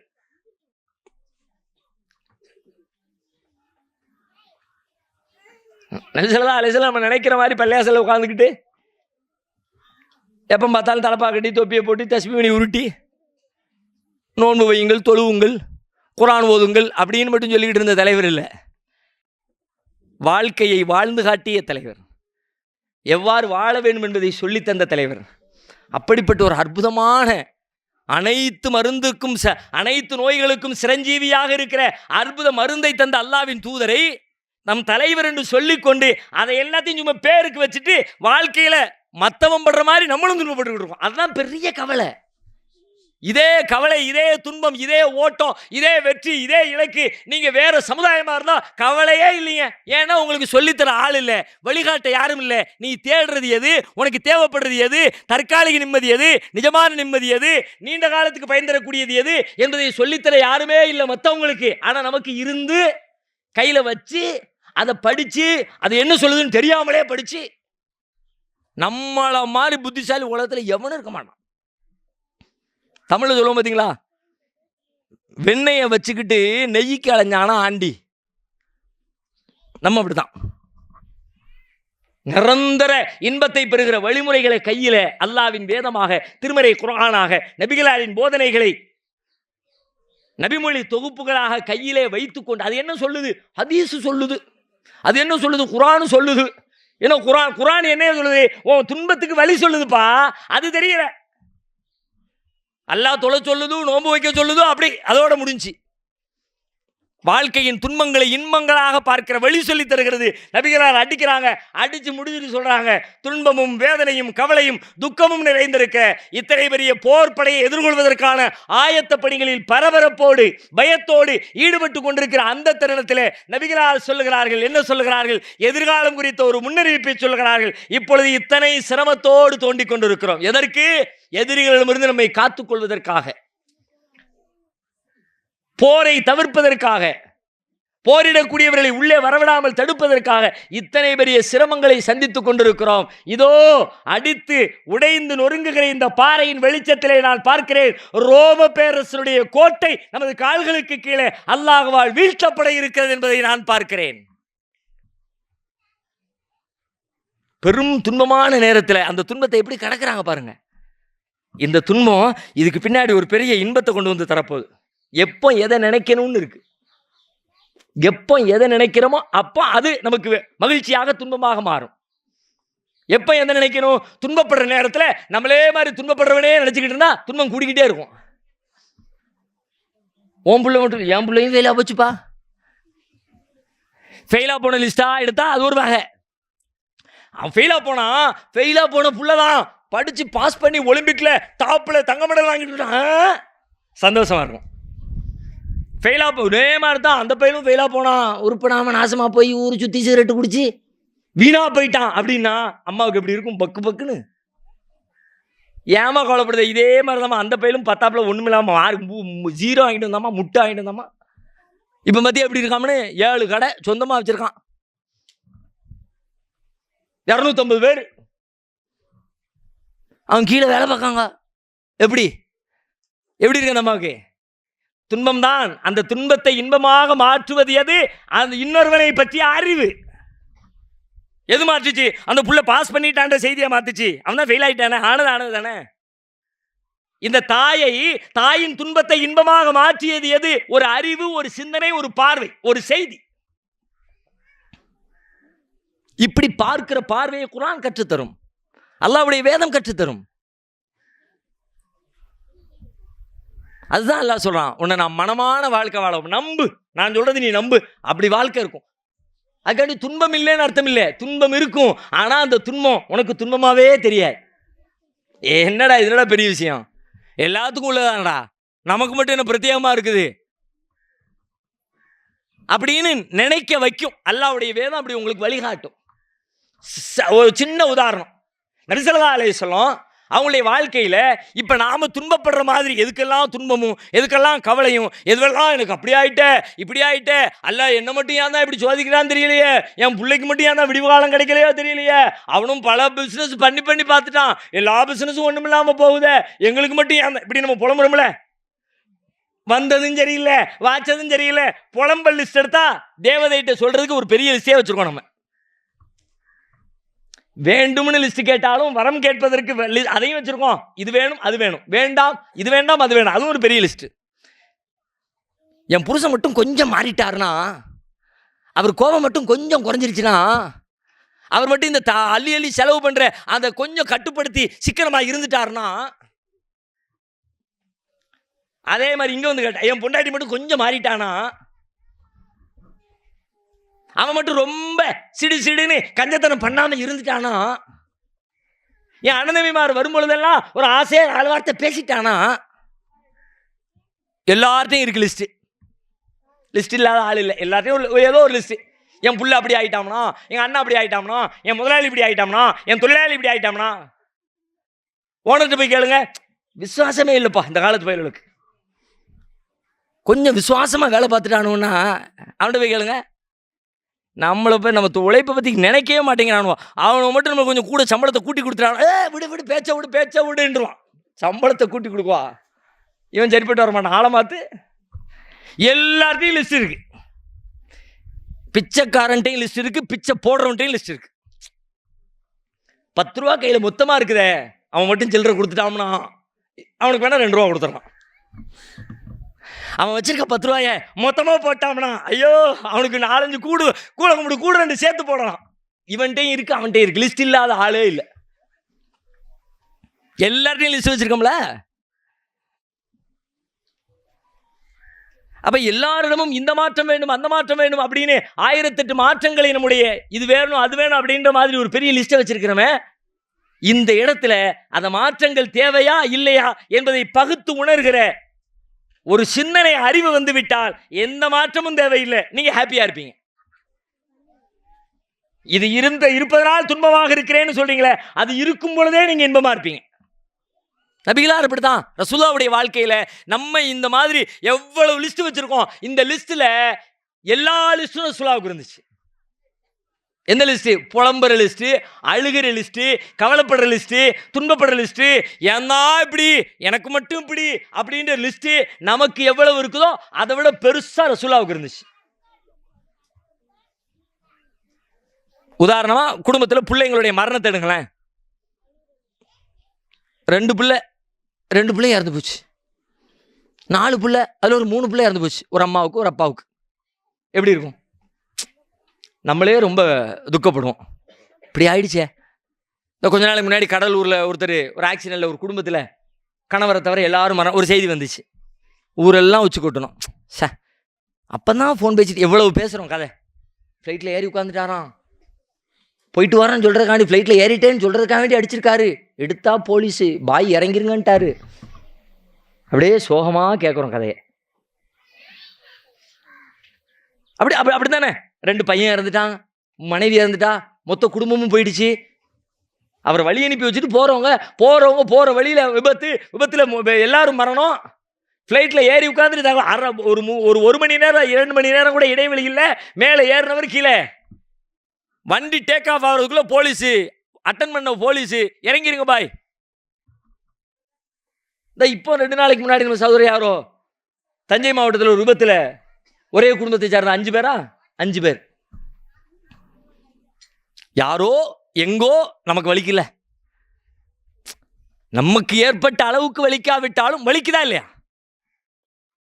நமக்கு 5 ஏற்படணும் அவசியம் இல்லை, நமக்கு 1 ஏற்படுற அளவை விட இந்த வலியின் அளவு குறைவு தான். ஆனாலும் கூட வலிக்குதுல, கவலைப்படுறோம்ல, துன்பப்படுறோம்ல. இந்த மாதிரி நபிகளாருடைய வாழ்க்கையில் இன்னைக்கு நீங்க எதையெல்லாம் துன்பம்னு லிஸ்ட் வச்சிருக்கீங்களோ எல்லா துன்பமும் ரசூலுல்லாஹ்வுடைய வாழ்க்கையில் இருந்துச்சு. நபி ஸல்லல்லாஹு அலைஹி வஸல்லத்துக்கு அல்லாஹ் பொம்பளை பிள்ளைங்களை விசாலமா கொடுத்தான், ஆம்பளை பிள்ளைய கம்மியா கொடுத்தான். ஆனா எத்தனை பிள்ளைங்களை அவங்க வாழுகிற காலம் வரைக்கும் மிச்சமா வச்சான்? இப்ராஹிம் ஒரு ஆம்பளை பிள்ளைய கொடுத்தான், 2 வயசு கூட பால் குடி கூட மறக்காட்டல, குழந்தை அல்லாஹ் எடுத்துக்கிட்டான். ஸைனப் ரலியல்லாஹு அன்ஹா ரசூலுல்லாஹ் பெத்த பிள்ளை, ரசூலுல்லாஹ்வுடைய வாழுகிற காலம் வரைக்கும் அந்த பிள்ளைக்கு அல்லாஹ் ஆயுள கொடுக்கல. ருக்கையா ரலியல்லாஹு அன்ஹா ரசூலுல்லாஹ்வுடைய பெற்ற மகள், நபிகளார் வாழுகிற காலம் வரைக்கும் நபிகளாருடைய மகளுக்கு அல்லாஹ் ஆயுள கொடுக்கல. உம்மு குல்சூம் ரலியல்லாஹு அன்ஹா நபிகளார் பெற்ற மகள், நபிகளார் வாழுகிற ஆயுள் காலம் கூட நபிகளாரின் மகளுக்கு அல்லாஹ் கொடுக்கல. யாருக்கு? எத்தனை பேருக்கு பாருங்க. பிள்ளையை பெற்று வளர்த்து ஆளாக்கி அதுக்கு கல்யாணம் முடிச்சு கொடுத்து பேரம்பேத்தி எடுத்து நம்ம கடைசி நேரத்தில் வயதாக இருக்கும் பொழுது நம்மளை அரவணைக்கிறதுக்கு நம்ம பிள்ளைங்க இருக்கிறாங்க, நம்ம குடும்பம் இருக்குது, ஆழம் விழுதாக நம்மளை தாங்கிக்குவாங்க அப்படின்ற மனநிலையில் ஒரு தந்தை ஒரு தகப்பன் பயணிக்கிற தருணத்தில் 1 by 1 அடுத்தடுத்து எல்லாரும் கண்ணுக்கு முன்னாடி வயதான காலத்தில் மூத்தாகிக்கிட்டே இருந்தா ஃபாத்திமா ரலியல்லாஹு அன்ஹாவை தவிர மற்ற எல்லாரும் மரணம். ஃபாத்திமாவுக்கு கூட ரசூலுல்லாஹ் என்ன சொன்னாங்க? என் மௌத்துக்கு பிறகு நீயும் சீக்கிரமாக வந்துடுவேன்ட்டாங்க. வாழுகிற காலத்தில் மரணப்படுக்கையில் இருக்கிறாங்க, ஃபாத்திமா நாயகி வந்து சந்திக்கிறாங்க, ஒருக்க அழுகுறாங்க, ஒருக்க சிரிக்கிறாங்க. காரணம் கேட்கப்படுது பின்னாடி. சிரிப்புக்கான காரணம் என்னன்னா, எனக்கு பிறகு நம்ம குடும்பத்தில் முதல்ல நீதாமா வந்து சேர்வேங்கிறாங்க. ஒரு தந்தையாக ஒரு தகப்பனாக முதிர்ந்த பருவத்திலே 60 வயதை கடந்து விட்ட நிலையில் தன்னுடைய அடுத்தடுத்து தனக்கு வழங்கப்பட்ட எல்லா பிள்ளைகளையும் அல்லாஹ் தன்வசம் எடுத்துக் கொண்டிருக்கிறான் என்கிற செய்தி எத்தனை துக்கம் நிறைந்த, எத்தனை வலி நிறைந்த, எத்தனை கவலை நிறைந்த ஒரு செய்தி. அல்லாஹ்வுடைய தூதர் இந்த துக்கத்திற்காக, இந்த கவலைக்காக, இந்த இழப்புகளுக்காக மூலையில் அமர்ந்து அழுதார்கள், கண்ணீர் விட்டு கதறினார்கள் என்று ஒரே ஒரு செய்தி உண்டா? அதுக்காண்டி ரசூலுல்லாஹ் கல்லஞ்சக்காரர் அப்படி அர்த்தம் கிடையாது, அப்படி புரியவே முடியாது. ரசூலுல்லாவை போல ஒரு இரக்கமும் மென்மை குணமும் கொண்டவர்கள் நம்மில் யாரும் இல்லை. அவங்கள மாதிரி இறக்கப்படுறதுக்கு ஒரு ஆளு துன்பப்பட்டா ரசூலுல்லாவுக்கு துடிக்கிற மாதிரி நம்மளை யாருக்கும் துடிக்காது. ஆயிரம் செய்தி இருக்கிறது நபிகளாருடைய வாழ்க்கையில. பிறரின் துன்பம் கண்டு எத்தனை துடித்தார்கள் என்று. அத்தனை மென்மையும், அத்தனை கருணையும், அத்தனை இரக்கமும் கொண்டிருந்த அல்லாஹ்வுடைய தூதர் அவர்களுக்கு அல்லாஹ்வால் வழங்கப்பட்ட அந்த குழந்தைகளை அல்லாஹ் எடுத்துக்கொள்கிற பொழுது ஏன் அளவில்லை? கல்லெஞ்சத்தினாலா, அல்லது பிள்ளைகள் மரணிக்கட்டும் என்ற எதிர்பார்ப்பினாலா, அல்லது பிள்ளைகள் மீது இருந்த வெறுப்பினாலா? ஏன் அவர்கள் அதை துக்கமாக எடுத்துக்கொள்ளல தெரியுமா? அவங்களுக்கு வழங்கப்பட்டிருந்த அறிவு அப்படி. அந்த அறிவு அவங்கள துக்கப்படுத்தல. என்ன அறிவு? இன்னலில்லாஹி மா அகத வலஹு மா அஅதா குல்லு ஷைஇன் இன்தஹு பி அஜலின் முஸம்மா. இன்னலில்லாஹி மா அகத, எடுத்துக்கொண்டவை அனைத்தும் அல்லாஹ்விற்கே உரியது. வலஹு மா அஅதா, கொடுத்தவை அனைத்தும் அவனுக்கே சொந்தமானது. உலகத்தில் உள்ள அனைத்துமே குறிப்பிட்ட தவணைப்படியே உலகத்திலே அனுப்பப்பட்டிருக்கிறது என்கிற ஞானம். இது கரெக்டா ரசூலுல்லாஹ் உள்ள உட்கார்ந்துச்சு. ஆமா போதானே, அல்லாஹ் ஃபிக்ஸ், அல்லாஹ் கொடுத்தான், அல்லாஹ் எடுத்துக்கிட்டான். அவன் பொருளை அவன் எடுக்கிற, நான் எப்படி கிராஸ் பண்ண முடியும்? நான் எப்படி கொஸ்டின் பண்ண முடியும் என்கிற அறிவு நபிகளாருக்கு துக்கத்தை தரல. ஏன்? நானும் அதே மாதிரி தானே, அவனால் அனுப்பப்பட்ட ஒரு ஜடம், ஒரு பொருள், ஒரு படைப்பு. எனக்கே அதுதானே என் பிள்ளைக்கு, எனக்கே அதுதான். நானே போயிருவேன், என் வீடு போனா என்ன? நானே போயிருவேன், என் செல்போன் போனா என்ன? நானே போயிருவேன், என் சொத்து போனா என்ன? நானே போயிருவேன், என்னுடைய அதிகாரம் போனா என்ன? ஒரு மனுஷன் தன்னை சுத்தி இருக்கிற பல விஷயங்களுக்கு முக்கியத்துவம் கொடுப்பான்ல. எங்க அம்மா, எங்க அத்தா, எங்க பாப்பா, எங்க அண்ணன், என் தம்பி, என் உறவு, என் கொள்கை, என் ஊரு, என் சொந்தம், என் பதவி, என் பணம், எல்லாத்தையும் இருக்குல்ல.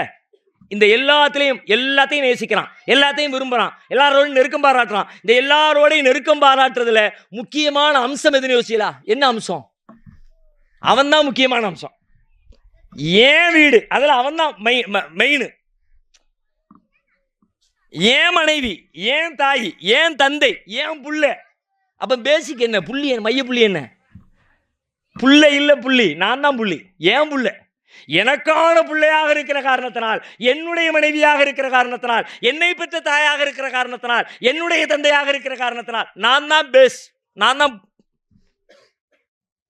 நானே போச்சுனா புள்ள போனா என்னங்கிறேன்? எத்தனை பெரிய பறந்துபட்ட ஆழ்ந்த ஞானம் இது. இந்த ஞானம் நபிகளாருக்கு கொடுக்கப்பட்ட காரணத்தினால் நாமெல்லாம் எதிலே துன்பப்படுவோமோ, நபிகளார் அதில் துன்பப்படலை. அல்லாவே குர்ஆன்ல இதே மாதிரி இந்த சினாரியால இன்னொரு விஷயத்தை அல்லாஹ் சொல்றான். உஹது போர்க்கத்தில் நிறைய சஹாபாக்கள் கொல்லப்பட்டாச்சு. சஹாபாக்களுக்கு மத்தியில் ஒரு பெரிய கவலை, துன்பம். எப்படி கேட்குறாங்க? குல்தும் அண்ணா ஹாதா, இது எப்படி நடந்துச்சு? நம்ம சத்தியத்தில் இருக்கோம், உண்மையில் இருக்கோம், இன்னும் இவ்வளோ பேர் இறந்துட்டாங்களே, கிட்டத்தட்ட 70 சஹாபாக்கள் கொல்லப்பட்டாங்க. அப்போ சஹாபாக்களுக்கு மத்தியில் ஒரு பெரிய கவலையும் துன்பமும் பேச்சாக உருவெடுக்கிறது. அல்லாஹ் அதுக்கு அதை சரி பண்ணுறதுக்காண்டி வசனம் இறக்கி வைக்கிறான். அவலம்மா சாபத்துக்கும் முசீபத்துன் கதா அசபத்தும் சிலைஹா குல்தும் அண்ணா ஹாதா குல் ஹுவ மின் இந்தி அன்ஃபுசிக்கும் இன்னல்லாஹ அலா குல்லி ஷைஇன் கதீர் வமா அஸாபக்கும் யௌமல் தக்கல் ஜம்ஆனி ஃபபி. ஒரு நீண்ட நெடிய வசனங்களை தொடர்ந்து அல்லாஹ் இறக்குறான். அதில் அல்லாஹ் கேட்குறான், இவ்வளோ பேர் இறந்துட்டாங்களே, இவ்வளோ பேர் மூத்தா போயிட்டாங்களே. அதில் காஃபிர்கள் சில பேர் பேசுகிறான். எப்படி பேசுகிறான் தெரியுமா? அதையும் சொல்கிறான் அல்லாஹ். காஃபிர் மாதிரி பேசி நீ தெரியாத ஏன்? யா அய்யுஹல்லதீன ஆமனூ லா தகூனூ கல்லதீன கஃபரூ, இந்த காஃபிர்களை மாதிரி ஆகிறாதீங்க. வகாலூ லி இக்வானிஹிம் இதா லரபூ ஃபில் அர்தி அவ் கானூ குஸ்ஸன் லவ் கானூ இந்தனா மா மாது வ மா குதிலு. இந்த ஆட்கள்லாம் அந்த போருக்கு மட்டும் போகாமல் நம்ம கூட இருந்திருந்தா செத்து போயிருக்க மாட்டாங்களே, கொல்லப்பட்டிருக்க மாட்டாங்களே அப்படின்னு பேசிக்கிட்டு இருக்காங்க. நீ எப்படி பேசாத? ஏன் தெரியுமா? அந்த மரணத்தை, அந்த அந்த அந்த கொலையை, அந்த படுகொலையை, அவங்க போரில் கொல்லப்பட்டதை நினைச்சு நீ அவன் எல்லாரும் சேர்ந்து கவலை போயிடுச்சே நீ பேசிக்கிட்டு இருக்க. நான் என்ன பார்க்குறேன் தெரியுமா? அவ எத்தகத மின்கும் சுஹதா, நான் என்ன பார்க்குறோம்னா, உலகத்தில் வாழ்கிற இந்த ஆட்கள்லாம் சொர்க்கத்தில் வந்து சொர்க்க பூஞ்சோயில சுற்றி திரிஞ்சா நல்லா இருக்குமே அப்படின்னு நான் ஆசைப்பட்டேன். அவங்கள ஷஹீதுகள் உண்டாகணும்னு ஆசைப்பட்டேன். எத்தகைய மின்கும் சுகதா, ஷஹீதுகள் ஆகணும்னா போரில் கொல்லப்படணும். அதுக்காண்டி நான் கொலை பண்ணேன். நான் போருக்கு ஏன் இழுத்துட்டு வந்தேன்? சாகிறதுக்கு இழுத்துட்டு வந்து நீ நினைக்கிற? இல்லைப்பா, சாவுக்கு பிறகுதான் நிலையான சொர்க்கத்தை கொடுக்க முடியும், அதுக்காக இழுத்துட்டு வந்திருக்கேன். நீ சாவை பார்க்குற, ஆனால் நான் உனக்கு என்ன சொல்கிறேன்? சாவுக்கு பிறகான சொர்க்கத்தை பாருன்னு நான் சொல்கிறேன். நான் எதுக்கு கூட்டிகிட்டு வந்து எல்லாத்தையும் மூத்தாக்கினேன்? அவங்க எல்லாம் உயிரோடு இருக்க எனக்கு பிடிக்கலையா? அல்லாவுடைய கேள்வியின் துணி அப்படி. இதை கவலைங்கிற அவர் எங்கே அனுப்பி வச்சிருக்க? அவர் என்ன தண்ணியில் காட்டுக்கு அனுப்பியிருக்கியா? ஐயோ போய் என்ன பாடுபட போகிறானோ அப்படின்னு கவலைப்படுறதுக்கு எங்கே அனுப்பியிருக்க? சொர்க்கத்துக்குடா. பச்சை நிற பறவைகளின் கூட்டுக்குள்ளே அவர்களின் உயிர்களை வைத்து அல்லாஹ் இந்த சொர்க்கத்திற்குள்ளே சுற்றி திரி, நீ விரும்பியதை சாப்பிடு, தங்க கூண்டுகளில் நீ குடியிரு என்று அல்லாஹ் அவர்களுக்காக தயாரித்து வைத்திருக்கிற சொர்க்கத்திலே வாழ்வதற்காக அல்லாஹ் அவங்களை தேர்ந்தெடுத்திருக்கிறான். நீ என்ன போட்டு அழுதுகிட்டு? இந்த அறிவு வந்தா போர்க்களத்தில் கொல்லப்படுறவங்களை நினைச்சு அழுக வருமா, மகிழ்ச்சி வருமா? ஏன் புள்ள போயிட்டான், அந்த பாட்டு வேணா கவலையா இருக்கலாம். ஆனா எங்க போயிட்டான்? உயர்ந்த இடத்துக்கு போயிட்டான், சிறப்பான இடத்துக்கு போயிட்டான், நம்முடைய லட்சியத்தை அடைஞ்சிட்டான். சந்தோஷம் தானே வரணும். இந்த அறிவு கொடுக்கப்பட்டதுனால நபி ஸல்லல்லாஹு அலைஹி வஸல்லத்துக்கு கவலை, உலகமெல்லாம் கவலைப்படுகிற விஷயத்தில் நபிகளார் கவலைப்படலை. பாலஸ்தீனத்திலே போராளிகள் இன்றைக்கும் கொல்லப்பட்டு கொண்டிருக்கிறார்கள். ஒரு புறத்திலே புலம்பல். ஆனால் அல்லாஹ்வுடைய வார்த்தையின்படி பார்த்தா புலம்பக்கூடாது. அவங்க ஷஹீதாகணும்னு அல்லாஹ் முடிவெடுத்துட்டான். சொர்க்கத்துக்கு எடுத்துக்கணும்னு அல்லாஹ் முடிவெடுத்துட்டான். உயர்ந்த ஜன்னத்தை கொடுக்கறக்காண்டி அவங்கள அல்லாஹ் அங்க படுகொலைக்கு உள்ளாக்கி கொண்டிருக்கிறார் என்றால் மகிழ்ச்சிக்குரிய செய்தி தானே ஒரு முஸ்லிமுக்கு. இந்த மகிழ்ச்சியை எது தந்தது, எது தரும்? அறிவு தரும். அல்லாஹ்வுடைய வேதத்தின் ஞானம் தரும். அந்த ஞானமும் செய்தியும் உங்களுடைய அறிவுல சிந்தனையில இல்லாட்டி உலகம் எதுக்கெல்லாம் கவலைப்படுதோ எல்லாத்துக்கும் நீங்களும் கவலைப்படுவீங்க, துன்பப்படுவீங்க, பதட்டப்படுவீங்க, பயப்படுவீங்க. அதான் அல்லாஹ் ஒரே ஒரு செய்தியை சொன்னான். ஒரு செய்தியை மட்டும், இந்த உரையினுடைய முத்தாய்ப்பாக இந்த ஒரு விஷயத்தை நீங்கள் மற்றதெல்லாம் நினைவில் வச்சுக்கிங்களோ இல்லையோ அதையெல்லாம் விட்டுருங்க. இந்த ஒரே ஒரு வசனத்தை நினைவில் வைங்க, அதை படிங்க, அதை உள்வாங்குங்க, அதை கடைபிடிக்க ட்ரை பண்ணுங்க. மொத்த செய்தி இந்த உரையினுடைய சாராம்சமாக அந்த ஒற்றை செய்தியோடு நிறைவு செய்கிறேன். அல்லாஹ் சொல்லுகிறான், நபி ஆதம் அலைஹிஸ்ஸலாத்தை உலகத்திற்கு அனுப்புகிற நேரத்தில் ரசூல் ஸல்லல்லாஹு அலைஹி வஸல்லத்துக்கு சொன்ன செய்தியை சொல்லல அல்லாஹ். ஆதம் நபி உலகத்திற்கு மனித குலம் இந்த பூமிக்கு அனுப்பப்பட்ட ஆரம்ப நேரத்திலே அல்லாஹ் சொன்ன செய்தி. அதனால தான் நான் முதல்ல சொன்னேன், மனிதனின் தேவை, மனிதனின் இயல்பு, மனிதனின் ஓட்டம் என்பது ஒட்டுமொத்த மனித குலத்துக்குமானது. ஆதம் அலைஹிஸ்ஸலாத்துடைய பிள்ளைகள் அனைவருக்குமானது. எனவே ஆதம் அலைஹிஸ்ஸலாத்தை அனுப்பி வைக்கும் போது எல்லா மனுஷனும் எதை நோக்கி ஓடுவான், அவன் எதை நோக்கி ஓடணும் என்கிற இந்த தலைப்பின் சாராம்சத்தை, மையத்தை முதலாக சொல்லித்தான் ஆதம் நபி அல்லாஹ் பூமிக்கு அனுப்பலாம். என்ன சொன்னா? எல்லா மனுஷனும் அதை தேடி இதை தேடி என்னத்தனமா ஓடுறான். ஆனா நிஜமா அவன் தேடுறது மகிழ்ச்சியும் சந்தோஷத்தையும் தான். உண்மையில தேடுறான், அது கிடைச்சா அவனுக்கு போதும் தான். அந்த மகிழ்ச்சியும் சந்தோஷத்துக்கும் இடையூறா இருக்கிறது தெரியுமா? ரெண்டு அம்சம். ஒரு அம்சம் எது? கடந்த காலத்தை பற்றிய கவலை. இன்னொரு அம்சம் எது? எதிர்காலத்தை பற்றிய பயம். இந்த ரெண்டையும் நீக்கி விட்டாச்சு. நிகழ்காலத்தில் ஒருத்தனை வாழ வச்சா அவன் ஹாப்பியா இருப்பான். அதுக்கு நான் ஒரு வழி சொல்லி தரேன்னு அல்லாஹ் சொல்றான். குல்னா இஹ்பிது மின்ஹா ஜமீஆ ஃபஇம்மா யஅதியன்னக்கும் மின்னி ஹுதன் ஃபமன் தபிஅ ஹுதாய ஃபலா ஹவுஃபுன் அலைஹிம் வலா ஹும் யஹ்ஸனூன். நாம் சொன்னோம், நீங்கள் அனைவரும் இங்கிருந்து பூமிக்கு இறங்கி விடுங்கள், என்னிடமிருந்து உங்களுக்கு வழிகாட்டுதல் வரும், அறிவு வரும், ஞானம் வரும். எனது ஞானத்தை, எனது நேர்வழியை, எனது வழிகாட்டுதலை யார் பின்பற்றுகிறாரோ ஃபலா ஹவுஃபுன் அலைஹிம் வலா ஹும் யஹ்ஸனூன், அவர்களுக்கு கவலையும் இல்லை, அவர்களுக்கு பயமும் இல்லை என்று அல்லாஹ் முடிக்கிறான். கவலையும் பயமும் இல்லாட்டி மிச்சம் இருக்குது என்ன? மகிழ்ச்சியும் சந்தோஷமும் தான், நிம்மதி தான். இந்த ரெண்டையும் நீக்கிட்டோம்னா வாழ்க்கை சந்தோஷம். இந்த ரெண்டு எப்படி நீங்கும் என்று கேட்டால் அல்லாஹ்வின் வேத வசனங்களின் வழியாகத்தான் நீங்கும் என்று அல்லாஹ் சொல்லுகிறான். எனவே உங்கள் வாழ்வில் நீங்களும் வேதத்தோடு நெருங்குங்கள், உங்கள் பிள்ளைகளை நெருங்க வையுங்கள். நாம் இன்றைக்கி ரொம்ப தூரம் கையில் வச்சுருக்கிறோம், வெறுமனை குரானை பொருள் புரியாமல் படிக்கிறோம், அது சொல்லக்கூடிய வாழ்க்கை முறையை சிந்திக்காமல் அன்றாட வாழ்க்கையில் காலையில் எழுந்திரிச்சோமா, காஃபி போட்டு குடித்தோமா, சமையல் பண்ணோமா, மதியம் 11 மணிக்கு உட்காந்து டெய்லி என்னத்தை தான் சமைக்கிறதுன்னு தெரியலைன்னு ஒரு அரை மணி நேரம் மண்டையை போட்டு குறைஞ்சோமா, அதுக்கப்புறம் என்னத்தையும் ஒன்று சமைச்சோமா, சாப்பிட்டோமா, தூங்கணுமா, திரும்ப எஞ்சோமா, அக்கம் பக்கத்தில் உள்ளவங்களுடைய கதையை கேட்டு துன்பப்பட்டோமா, அல்லது நமக்கு ஏற்பட்ட பிரச்சனைகளை நினைச்சு கவலைப்பட்டோமா, 4 சண்டையை போட்டோமா, திரும்ப நைட்டு தூங்கணுமா, மீண்டும் மறுநாள் எந்திரிச்சோமா. ஒரு வாழ்வு மகிழ்ச்சிக்குரிய நிம்மதியான வாழ்வாக இல்லாமல் ஏதோ வாழ்கிறோம், ஏதோ ஓடுகிறோம். வாழ்தலுக்கும் பிழைத்தலுக்கும் இடையிலே ஒரு பெரும் வித்தியாசம் இருக்கிறது. இன்றைக்கு நாம் பிழைத்திருக்கிறோம், வாழ்ந்து கொண்டிருக்கவில்லை. பிழைத்தல் வேறு, வாழ்தல் வேறு. பிழைத்தல்லாம் ஏதோ தப்பிச்சு வந்துட்டோம்பா, எப்படி தான் நடந்துச்சுனே தெரியல என்பதற்கு பேர் பிழைத்தல்.